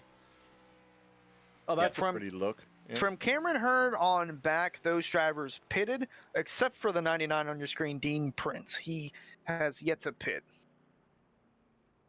Still being 1 lap down. Coming down now, looks like. Yep, coming down now. Forget everything. Guess Nope. not. Oh, he juked us out. Yes, he did. Yes, he did. That's what you get. No, I'm not. That's what you get right there. Yeah. Fool me once, shame on me. Fool me twice, also shame on me. That's it. All right, since Chris Seidenfaden is out, he will get the Sasquatch Award for the Harry Race So, Mr. Chris Seidenfaden, congratulations on the Sasquatch Award this week. And we'll work on getting graphics for that, but there's a little bit shame. of rivalry going on between the Xfinity Series and the Cup Series about who has the cleanest racing. And up until that moment, they were there's that number. Hey, there's that's the cone Ryan again. Johnson. He throwing that blue cone around. No, Yeah, No. that poor cone. Poor blue cone. the poor cone. All the That is not how you humanity. treat a cone. So Yeah, now I the mean- Cup Series has now got to 4, and the Xfinity Series at 3 cautions on the season. Okay. Well, the good news is we did get that green flag, at least one green flag pit stop to try to keep that news streak alive. These guys can go to the end from here, though, on fuel. Yeah, and I think that's why a lot of them ducked down when they did. Just to make sure. In case we get a green-white checker. Someone asking about the Loxahatchee legend. He's running in the 11th spot right now. We're about to come back green here, just at our second yellow of the California Dreamin' 210. And we're dreaming of green flag racing there. Almost got it out. We are. Garrett Heath and David Weishart lead it back under green. Jacob, not quite legendary yet, but you never know. Brad Slaughter chiming in saying, AJ, it's past your bedtime, old man. Love it. Love it. So you see the drivers fanning off of turn 2 down the backstretch.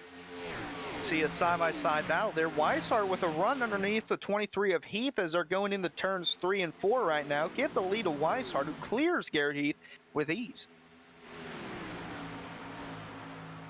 So you have a side-by-side battle for 4th there. That's between the 64 of Ed Robertson. Haven't talked about him all night. And Ryan Hennigan on the bottom. Every week. He seems to do that every week where he just suddenly you're talking about Ed Robertson. Well, where did he come from? Oh, here comes the 5 of Garrett Grant. Where did he come from?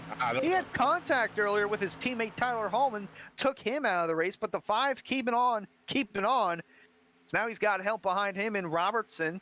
As to the outside, it's Garrett Heath.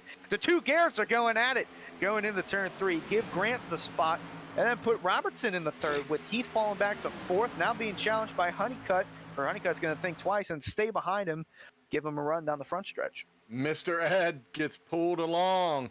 Wilbur. Now he's into 3rd place. It's unbelievable that they can do that as well as they did. And again, Garrett Grant. I'm guessing the cautions helped to get him back.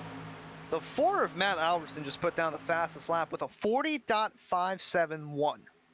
He's one of the drivers that pitted and has the newer tires. Or actually, yes. Yes, he did. Well, he's also the one Almost that twice. did the tapping, right? Yeah. So Here comes Honeycutt down on the bottom of Ed Robertson, looking for that 3rd spot.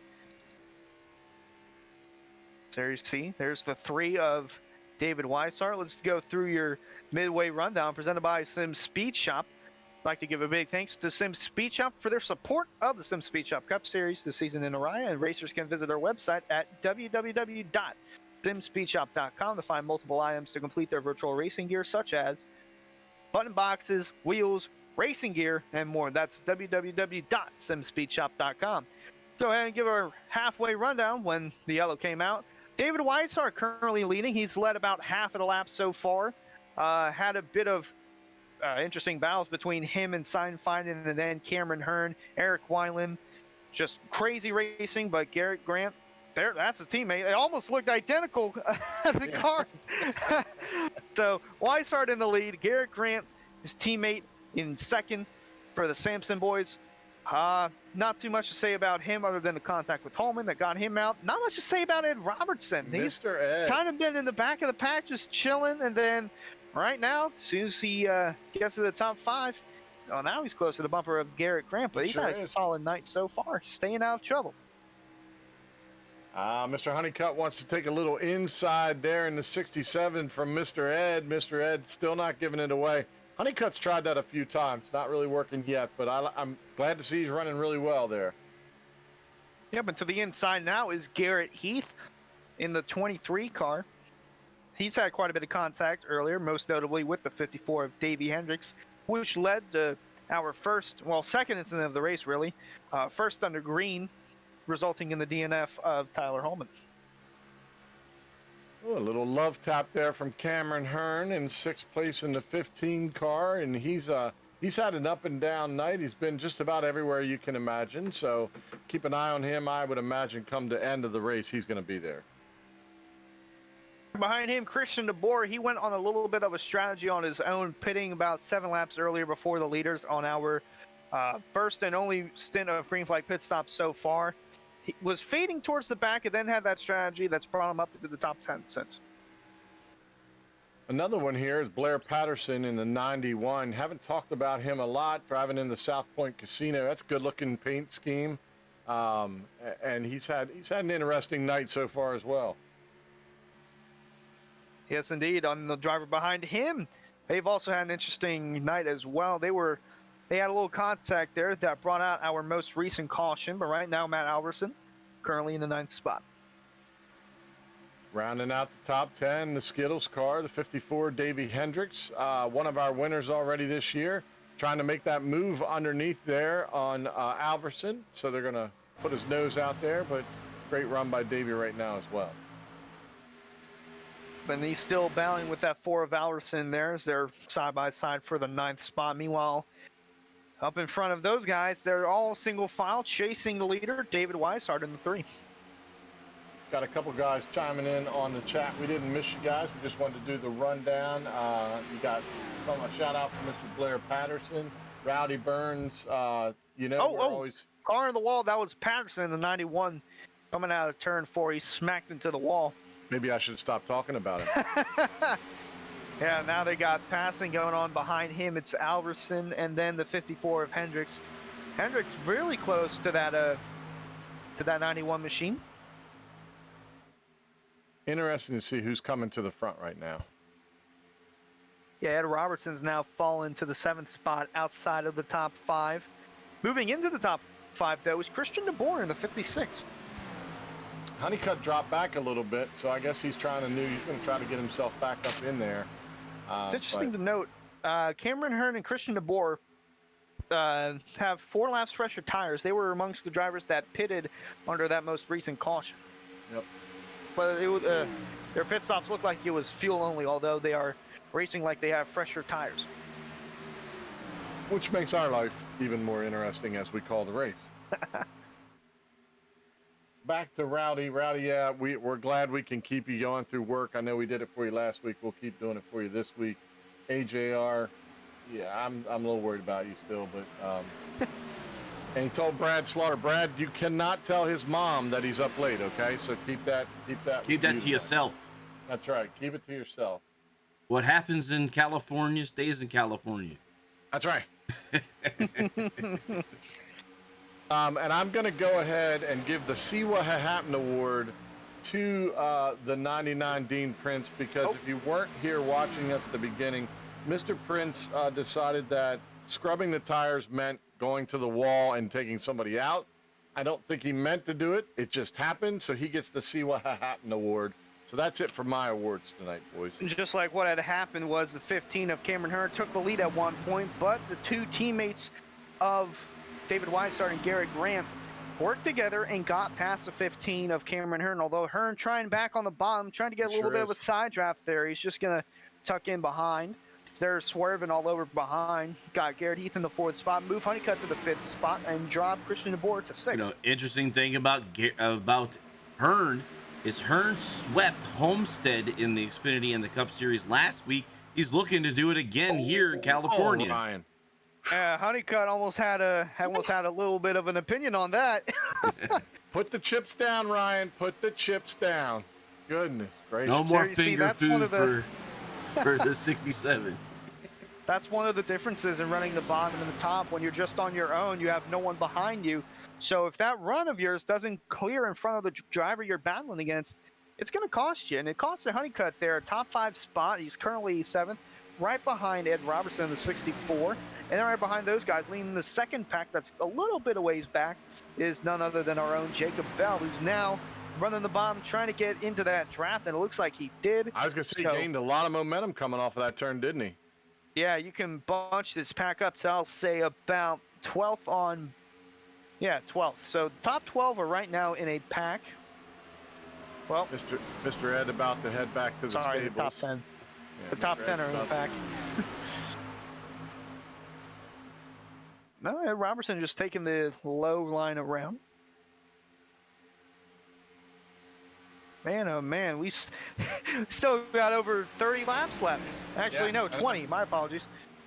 Even still, I mean, 20s on this track, that's a long run.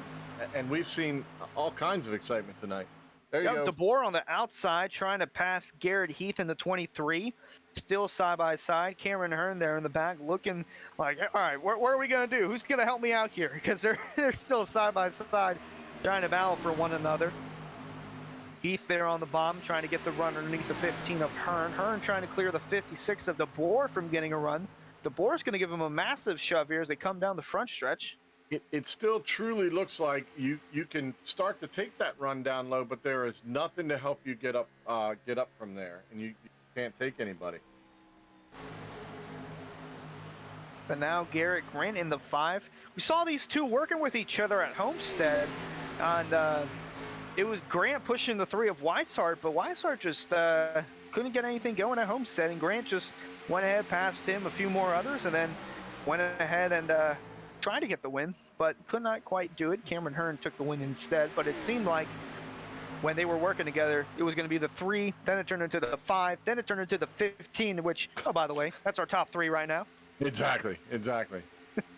Hey, Harold, there was a question of Atreyu8856 is asking, how does Patterson's car look after he touched the We ball? were looking a second ago when we were there. It's the car by himself, the South Point. This one right here. Yeah. Has some damage on the right side.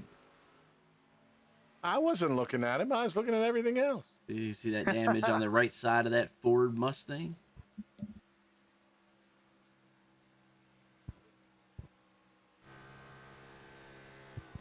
So you see some right rear damage there. Yep. To the Patterson machine.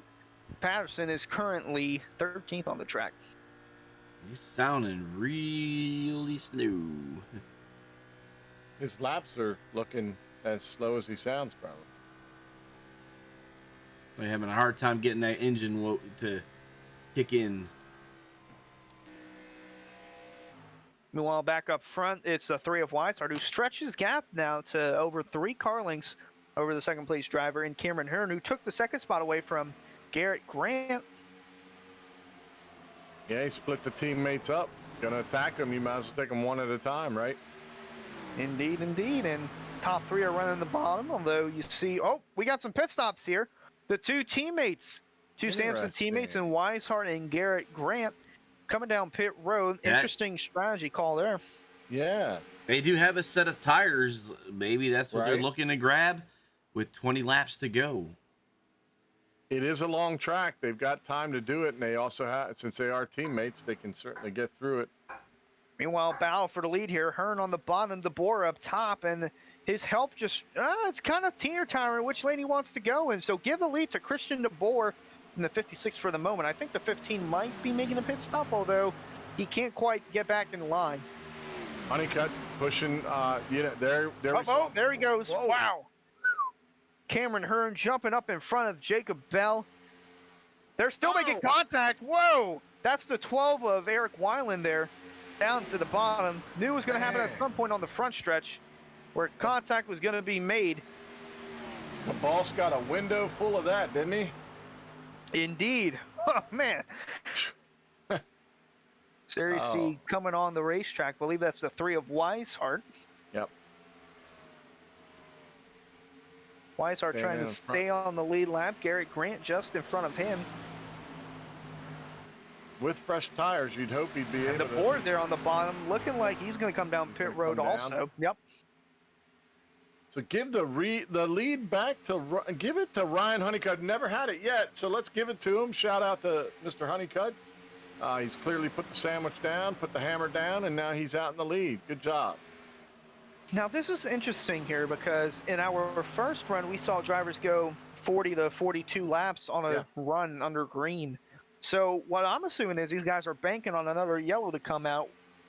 Because right now the leaders are 25 and 25 on their Their runs current here. tires, Yeah. current run. And then right behind those guys, 21 for Cameron Hearn, and then 20 for Jacob Bell, Davey Hendricks, Eric Wineland, and Danny Ware. This group here I believe they can make it into the end with fuel, but is the tire drop off enough to get those guys that just went down? It was Weishart 36 seconds behind. So even if they get to 2 seconds a lap, that's 18 laps, and That's a we're lot. running out of time, guys. Running out of time. That's a lot. Yes, indeed, they're running out of time. If I'm the All right. group that's out front, I want to stay. I want to stay out there as long as I possibly can. As you said, Harold, if you can make it on fuel, keep running. Sorry, Hunter, I cut you off there for a moment. No, you're good. Got more pit stops here, as it looks like that is Garrett Heath coming down pit road. Going to make his pit stop all on his own. No one else coming with him. I'm not sure. That I splits up this understand pack even still. more. Yeah. An There's interesting Jacob strategy Bell call coming in nonetheless. the third. Yep, Jacob Bell, one of our very own, the owner of Araya and all 4 leagues that go with it, currently in the 3rd spot. He's had quite a bit of a start to the Cup season so far. He is the only driver, along with Cameron Hearn, to have a top 5 and a top 10 in both of our races. Second place, or no, third place, or third or fourth place overall, right? As far as points go right now. Cameron Hearn currently leading, Jacob Bell 3rd in points. Third in points. There you go. So now there to the inside, you'll see that is Christian DeBoer in the 56. Working his way through the He lead. should be able to go past them with the fresher tires. You know, it's interesting. The 67 said, "What about this track?" Right? Oh yeah, DeBoer is running over a 1.5 faster lap times than our leaders right now. But he's a lap Just down. shows the But he's it still, shows yeah. the significance of newer tires over older tires. It does, right but as behind Harold says, him- they're running out of laps to even catch Yeah. it. Right behind You're him, that talking was the 15. 23 of Garrett Heath there coming out of pit road. So Garrett Heath now trying to get his lap back, and I believe he will get that with ease. So We'll 15 see the lap laps. times too. If they're getting 2 seconds per lap, the 3 has a chance to catch up to Honeycutt. Not to mention, well, actually, you know what? No, he's 2 seconds in front of his teammate. I was going to say he has help, but not really. No. Shaping up to be an interesting finish nonetheless. There, Heath clearing the lap car. Or not the lap car, excuse me. The lap Clearing the car is leader. clearing the leader. It's a role reversal. Oh, man. But, yeah. Trying to look at the lap times here. Honeycutt 42.7 and DeBoer 41.0. Yeah. Garrett's already down to 42.5. Weishart's 41.1. So, and they still got to get around traffic, Harold. That's the other thing. Yep. Which is going to throw them for a loop sometime. So, I mean, if I'm Ryan Honeycutt, Cameron Hearn, and Jacob Bell, I'm not doing anything but doing what I'm doing right now. They're I'm driving- gambling. They're gambling. The guys that went down for pit stops are gambling for a yellow hanky. Yeah. Well, interesting enough that Ryan Honeycutt's our leader because we talked to him pre-race as he was making his qualifying lap. He waved to the camera, realizing he was on the broadcast, and then went ahead and finished his lap time and put it to the top of the chart for the moment. Then we talked to him about Auto Club. He said, I really don't like this track. I hate turns 3 and 4, and then 1 and 2. I'm just hoping that, you don't go loose and slam the wall on the outside, which we saw quite a bit earlier on, and we almost saw it with him running through turns 1 and 2 early on in the race. But He's right just now, marching. He is. he's absolutely marching is. right through. It's like these guys behind him don't have enough for him either. No, Nope, and that's and Weiland's surprising gonna make the considering move who's there. behind him. Yeah. Yeah.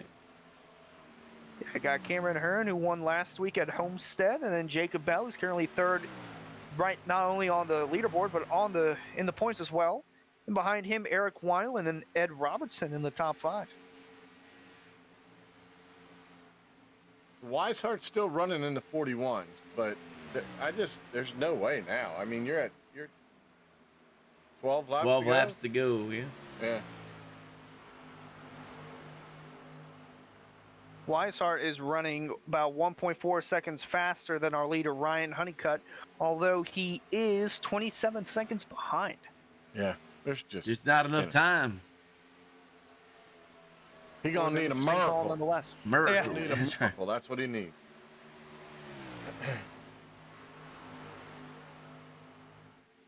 Yeah, for someone that hates driving here, he's putting on a show right now. And he's been consistent too, Hunter. As you watch him, he has not changed his lines. He's been running the same lines every single lap. That's what you got to do here at Auto Club Speedway. You gotta be consistent. You can't make any stupid moves. Just run where it's working for you. And he seems to be doing really well. Stretched it out to over a second now. And he's dominating the corners as he's got no one to contend with. Because of that late entry. Watch this late apex. Almost completely out of the corner before he touches the apex, so that he can get everything on the way out of the corner up to that wall. And then he'll come back down and grab the line down below. So. And he stretched the lead over Hearn to 1.2 seconds. Yeah. Yep. We're now inside 10 laps to go here for the California Dream in 210 here at Auto Club for the Ariya SimSpeedShop Cup Series. Ryan Honeycutt currently our leader, although we've had a slew of drivers that have come up and gone through, the most of which was led by the three of David Weishart. Weishart with an interesting strategy along with teammate Garrett Grant, who cannot seem to find his way through the track as well as Weishart. Weishart currently in the 9th spot, Honeycutt in the 1st spot. And he's stretching that lead still. He really is. And at this point, we're almost going to be talking about who's going to finish second, because the three guys back there are nose to tail. Ed Robertson moved back into 4th place, got around Jacob Bell in the 77, so move Ed up there. I don't know. I'm surprised, but it's not to say Ryan's driven a great race the whole time. He's been up front. You can't say he hasn't been there, but surprising that he's walking the dog right now. Yeah, it's been quite an exciting race nonetheless. 2 wide, 3 wide. Yep. Sometimes 4 wide racing here, and right now Honeycutt's just driving away from the field. I guess we had to think it was going to be an omen when we saw what we did before even the green flag dropped, and then you interview the guy and he says he doesn't like it, and suddenly he's walking away. So maybe he needs to talk to us more often, Hunter. That might be the thing for him. Now, well, let's not forget that he was a late addition into the Ariya 500 at Daytona. Qualified in the top 5 and then got a good finish at Daytona. Had a bit of an off day at Homestead. He dropped 4 spots in the points, but bouncing back in a big way here at Auto Club. So we're approaching 7 to go here, and he's still stretching that lead. 2 seconds now over Cameron Hearn, last week's winner at Homestead. Again, he's smooth as can be. Everything he's been doing, he's still doing. There's no sudden movements. He's driving a great race. In the midst of the 67, pulling away, we had a battle for 3rd. Bell has fallen back to the 5th spot. Move Eric Weiland and Ed Robertson up to 3rd and 4th. So there you see now the 12 in front of the 77, who's fallen to the rear of this 4-car pack, being led by the 15 of Cameron Hearn. And I'm not so sure you may see a change here between the 3 of those cars. So it's really good to keep an eye on those, but because basically the leader is walking away, and see there you see Ed Robertson trying to get down underneath. Wow. Yeah, now they're starting to lose the 15 of Hearn. Yeah, well, you get that close where you can see his underwear. I mean, what do you want? Oh my goodness gracious, that was tight. Well, the next nearest car behind those 3 is the 54 of Davey Hendricks in the 6th spot, 4 seconds back. And he's got Matt Alverson in the 4 breathing down his neck for the 6th spot, although I believe they're just trying to log in laps and run as well as they can at this point.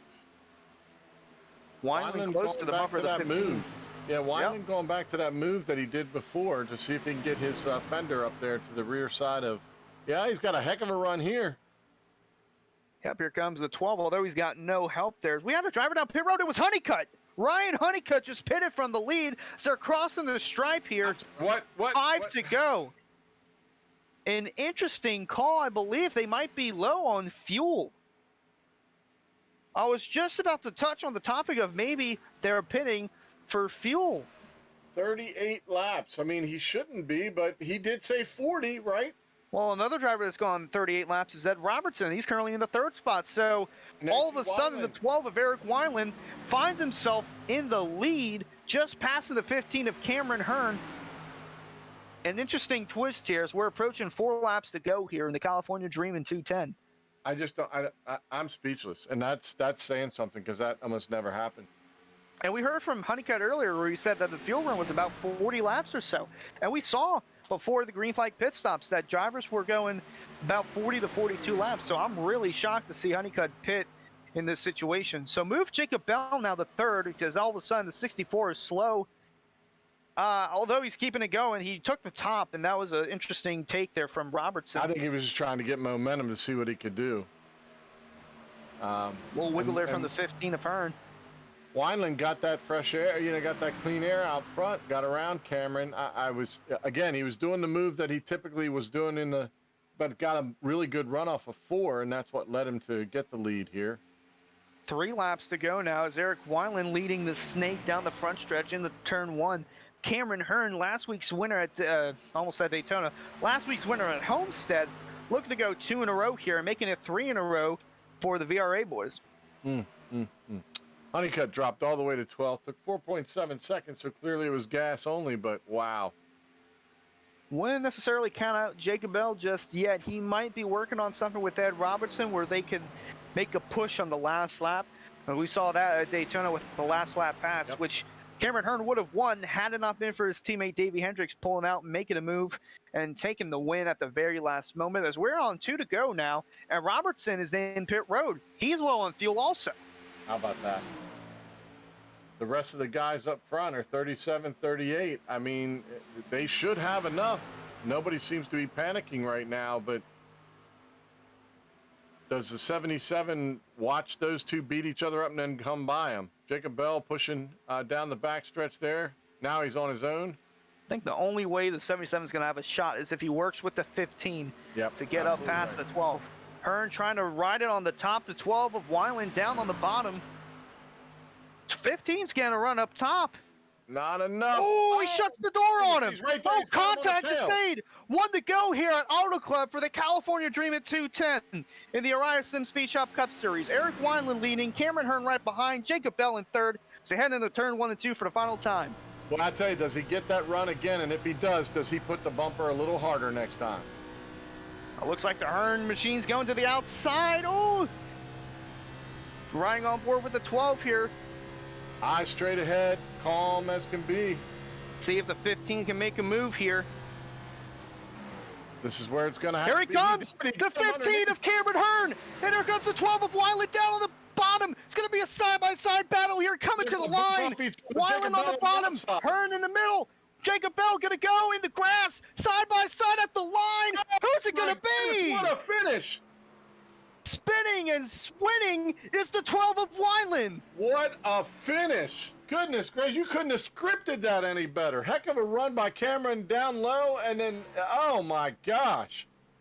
Looking on the scoring sheet, it shows 19 one-thousandths of a second between Wineland and Cameron Hearn, with Jacob Bell going in the grass and spinning at the end, collecting the 12th of Eric Wineland. So spinning and winning is the Wineland machine. Hey, there you go. Goodness gracious, what a great finish, guys. Thank you very much for that. Woo! And you can't spell Wineland without win. Oh, that's goodness. Exactly right. That's exactly right. And he's going to be celebrating with what comes next, and that's the wine. So there you have it. Couldn't tell there if Hearn was making his move or not. We saw the onboard of Eric Wineland. We didn't see where the 15 of Hearn was. He had made his move on the bottom. Made his move too soon, though, as Wineland came back on the bottom, side by side to the line. Man, oh man, what a finish that was. Yeah. I think Cameron pulled up and he did the crossover. Wineland did the crossover. Jacob Bell, suddenly, he's now a player in the game and just had nowhere to go, and it was grass for him. Yeah, what a interesting finish that was. It turned out to be fuel that decided the winner at the end. Honeycutt was in the lead, and then Robertson ran out of fuel. Man, go oh back. man. Yeah, this is crazy because he gets him going into between 3 and 4. Hearn has him, and then they come off of 4, and this is this is a great view. Run that. Yeah, there you see he's got the lead. 12 of Wyland there. They were making contact all the way down. And Jacob Bell, what does he do? He went to the bottom. If he would have stayed at the top, he might have had a shot. He might have had a shot. Yep. But they could have banged off each other too and ended up doing it. What a finish. Wow. Yeah, we need to go back and take a look at how the 15 of Cameron Hearn made his move, because I mean, I couldn't tell if he was on the outside or the inside of Eric Wineland, and then he just decided to send a big old Louisiana dive bomb in the turn number 3. Here it is. This is the last lap replay here from the viewpoint of Cameron Hearn. Man, oh man. He's had quite an interesting season so far. Finished second at Daytona, first at Homestead, and then finished second again. Coming off at 2, he gets that run. You said he's on the outside. I think Wineland was trying to break the draft, whatever was there. Then you see Cameron, just as you said, he's just going to go and just throw it in this there. This was the lap before. Sorry, this was the lap before. Wow. This was coming to the white flag. Coming to the white flag, yep. Saw the 12 there, shutting the door, nearly spinning out there. That would have been interesting if that happened, coming to the white or the checkered. But this is the white flag lap here. On board with Cameron Hearn. And I think he pretty much runs the same way he did the lap. Look at that. He just comes right up on his tail. And that's his teammate, Eric Wineland. They are both VRA teammates. So 2 out of the first 3 races, we've had interesting battles between VRA. Yeah. There you see. Here comes. That's the Louisiana dive bomb. That is what a Louisiana dive bomb is right there. He sent it, and then he couldn't hold it. And the 12 of Wineland came back on the bottom there. You see a little touch there.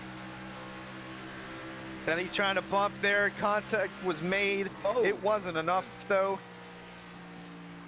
That is a photo finish, boy. that is a photo finish indeed. And first 3 races in the Uriah SimSpeedShop Cup Series. All 3 races have been won by VRA drivers, and they were all by different drivers. Wow. All right, so let's go ahead and bring up our third place finisher here, Jacob Bell. Jake, this is Hunter, Harold, and Ken in the booth. Got a copy? Yes, sir, man. I got you guys. Oh, my God. Take us through that. Take us through those last 5 laps or so. We saw Honeycutt pit, and then Robertson faded off. What a battle. Take us through that. And I just knew, we had that the second to last caution. I came in, and my game plan from there was to try to stretch it to the end, and that was with 40 plus laps to go. I knew it'd be tight to try to do that, and I came down in extra time right before we got the green and topped it off, and then we ended up with that wreck right there on that last restart, or second to last restart. Got out another quick caution, so I said, all right, I'm going to come back in, top it off again, and I knew it was right there at like 39 laps to go. I was like, man, if I want to make it to the end, I had to save, and I spent that entire last green flag run from the drop of the green flag. I was just saving. Straightaways, I was off the gas. Corners, I was off the gas, just saving. I knew the 12 of Eric there was on the same strategy as me, so I saw him saving too, and we were kind of in a way doing it together, but I also knew I had to stay with the front pack and not lose the draft. Man, I'll tell you, when I got to, we crossed the stripe, it said 5 laps to go, and then immediately after, my crew chief was saying 5 laps of fuel. We got 2 to go. My crew chief immediately after said 2 laps of fuel left. Wow. And then right when we were coming down to the stripe, man, after, I saw Cameron send it in on Eric there in turn 3 and 4, and I was like, that couldn't have worked out better for me, because once they got side by side, I knew I'd have a huge run. Got the run I needed coming off the corner, and I was, going to choose the top side, but I realized if I went the top, I wouldn't have got there in time, so I tried to just send it down there through the grass, which looked kind of dumb, like a rookie move, but I knew if I stayed up top, I had no chance of getting it, but, I ended up with a third either way, but that was one of the most fun races I've had, fuel strategy and stuff like that. I absolutely love it, and I just can't believe, right after we spun there at the stripe, car wouldn't even barely go. I was literally out of fuel right there, so just saved enough somehow to make it. Well, yeah. Well, I'll take Hunter real quick. I'll take a rookie move all day long, dude. You want to make it that interesting? You dive wherever you want to dive, but that was great. Hey, really, that wouldn't have been possible without Cameron sending it down there in turn 3 and 4, and without him doing that, I wouldn't have had a chance to get there. So I had to do what I had to do to try to get the chance to win, but I knew a third place finish would be just as good as well. Yeah, well, we enjoyed the show that you three put on. Any special shout outs or sponsors you'd like to give before you go?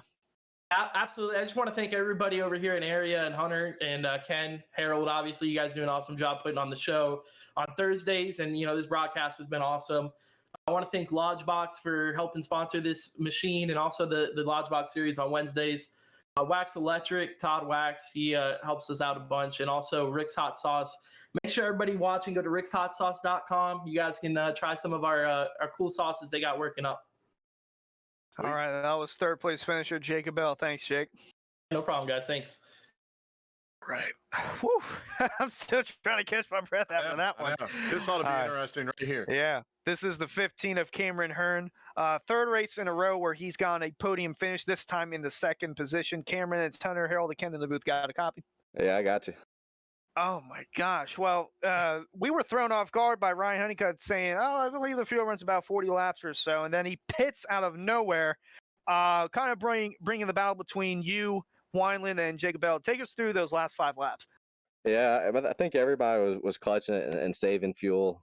And I knew that the draft would be huge. And I kind of misjudged 3 and 4. Like I went, if Eric went low, I was going to go high, and vice versa. He went high, I went low.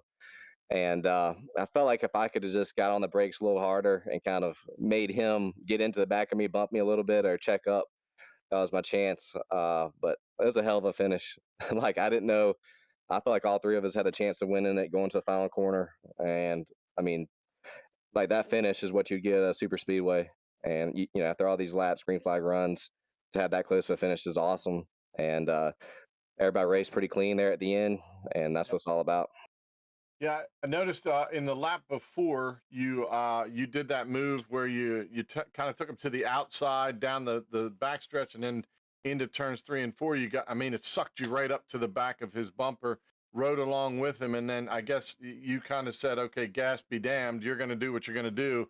A heck of a move, but any way you think you could have held that, it looked like when you dove under him, the thing started to push up a little bit, giving him that underside on you.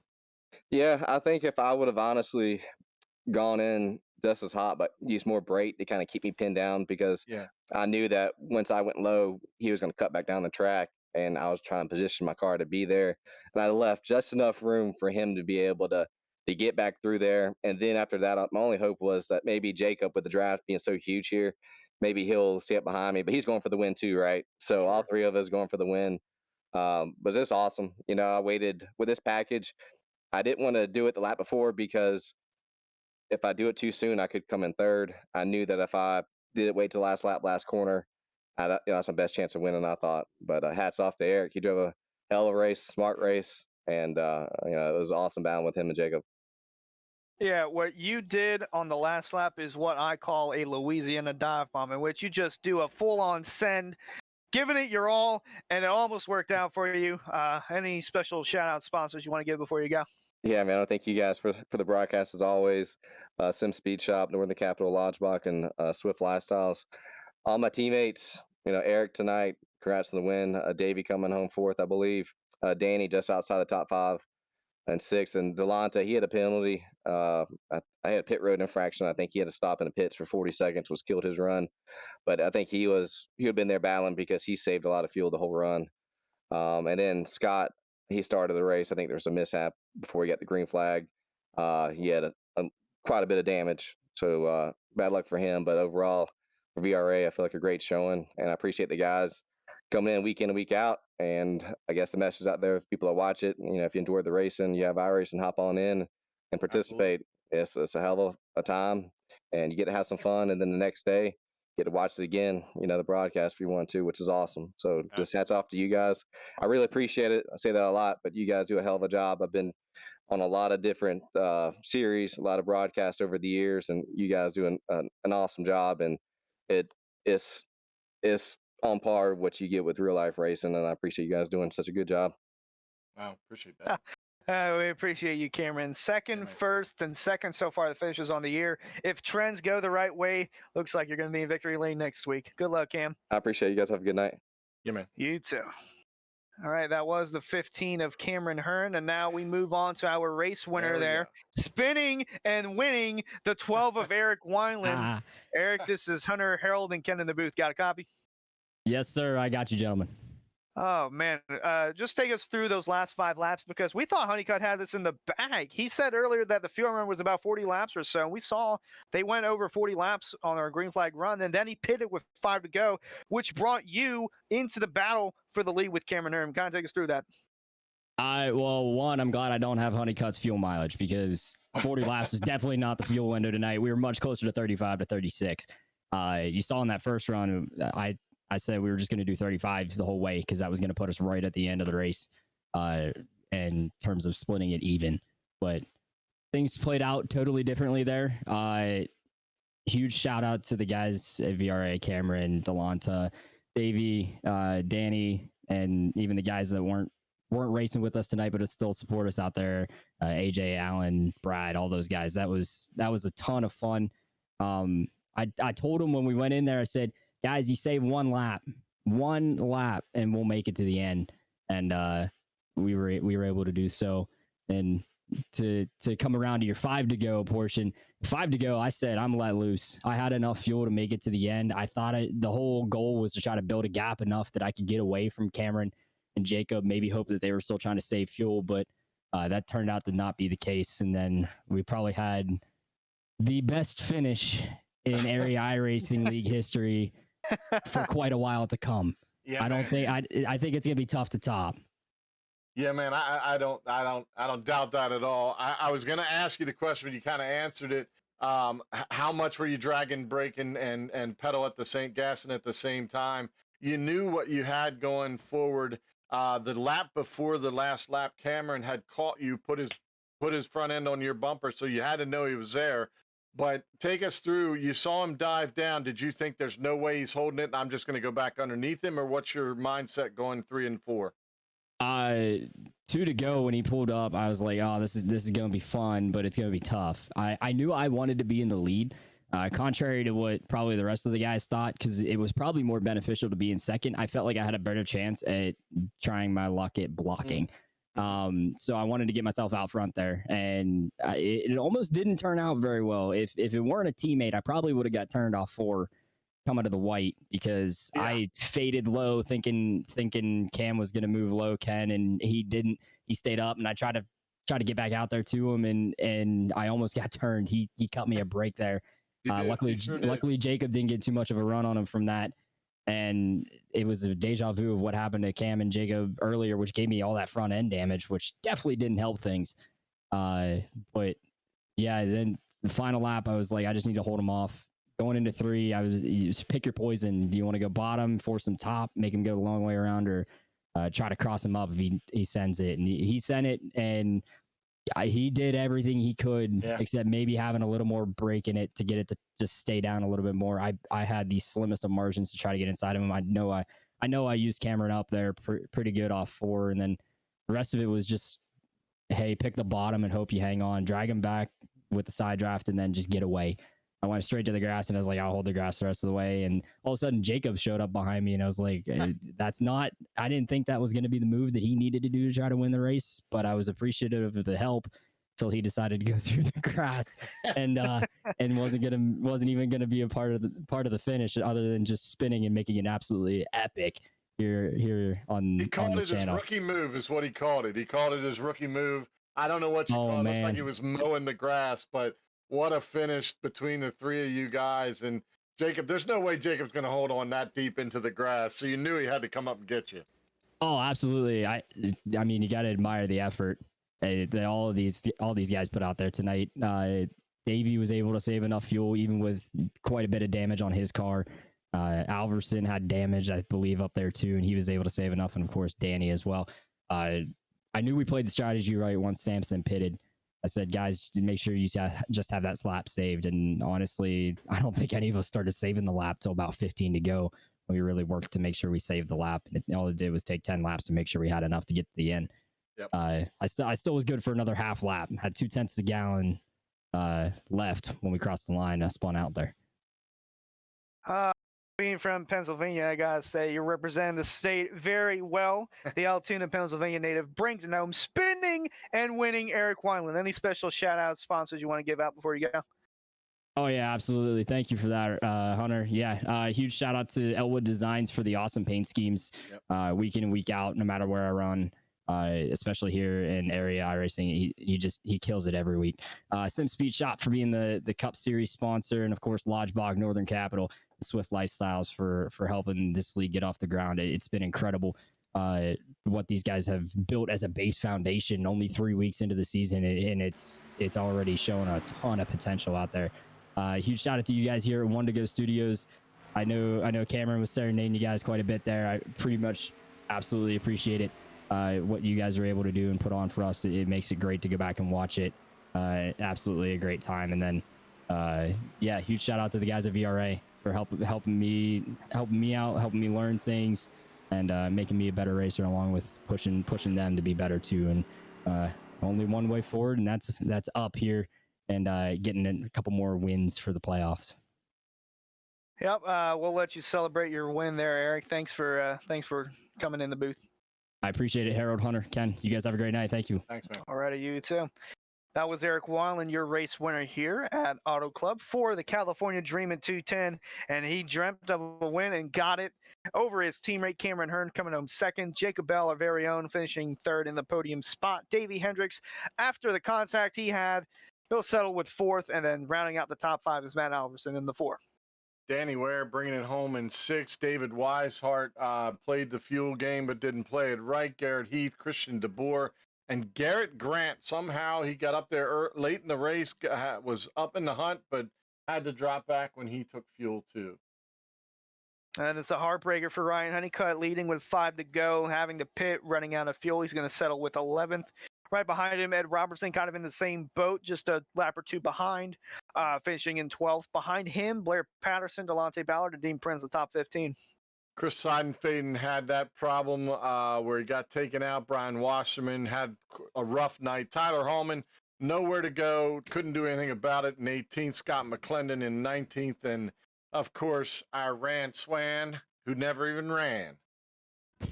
Yeah, Ryan was our admin tonight and accidentally joined in as a driver. And speaking of Elwood Designs, here's our race recap presented by Elwood Designs. None other than his own design on the 12 of Eric Wineland, getting the win. Had 2 cautions that were back-to-back for 6 laps. 22 drivers in the field, although not all of them made it to the start. And the 4 of Matt Alverson with the fastest lap being a 40.571. Oh, what a race, Hunter. What a race. I was just going to ask final thoughts, Harold, Ken, what do you guys think of that race? I don't know what to say other than thank you very much, guys. That was a finish for the ages. Great running there with the teammates, and then Jacob coming in. A lot of interesting, crazy stuff tonight. Like things you don't think you'll see with a 21 car field. We saw it all tonight, and so a great time. Appreciate calling this one, that's for sure. Yeah, Harold, any thoughts before we wrap it up here? I'm just showing this one more time. The closest finish in area iRacing.com history. Right here with the Cup Series. Spinning to win the number 12 car with Eric Wineland.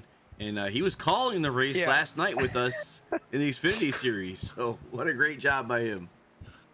That's cool. Well, if you want to win the Cup race next week when we go to Las Vegas, just come up to the broadcast booth for the Xfinity Series, and then you're guaranteed to win. So that'll do it here for us for the SimSpeedShop Cup Series. You can catch our next race next Thursday night when we go to Las Vegas, 440 laps on the Arai Twitch channel. Our next broadcast will be Monday night for the Araya Swift Lifestyle Pro Series, as they will also be going to Iowa, all 4 series. Vegas. Iowa. Excuse me, Vegas. I'm looking at last week. Yeah. 110 laps at Vegas for the Swift Lifestyle Pro Series. From everyone up here, between executive producer Harold Darner, secondary voice Ken Kushwa, I'm your lead announcer, Ernest Leppy, saying so long, and we'll see you on Monday. Thanks, guys. What an exciting race brought to you by One to Go Studios. Here they come out of turn 4 to the white flag, and it's 1 to go. Thank you to all our sponsors, drivers, and viewers. We'll see you at the next turn.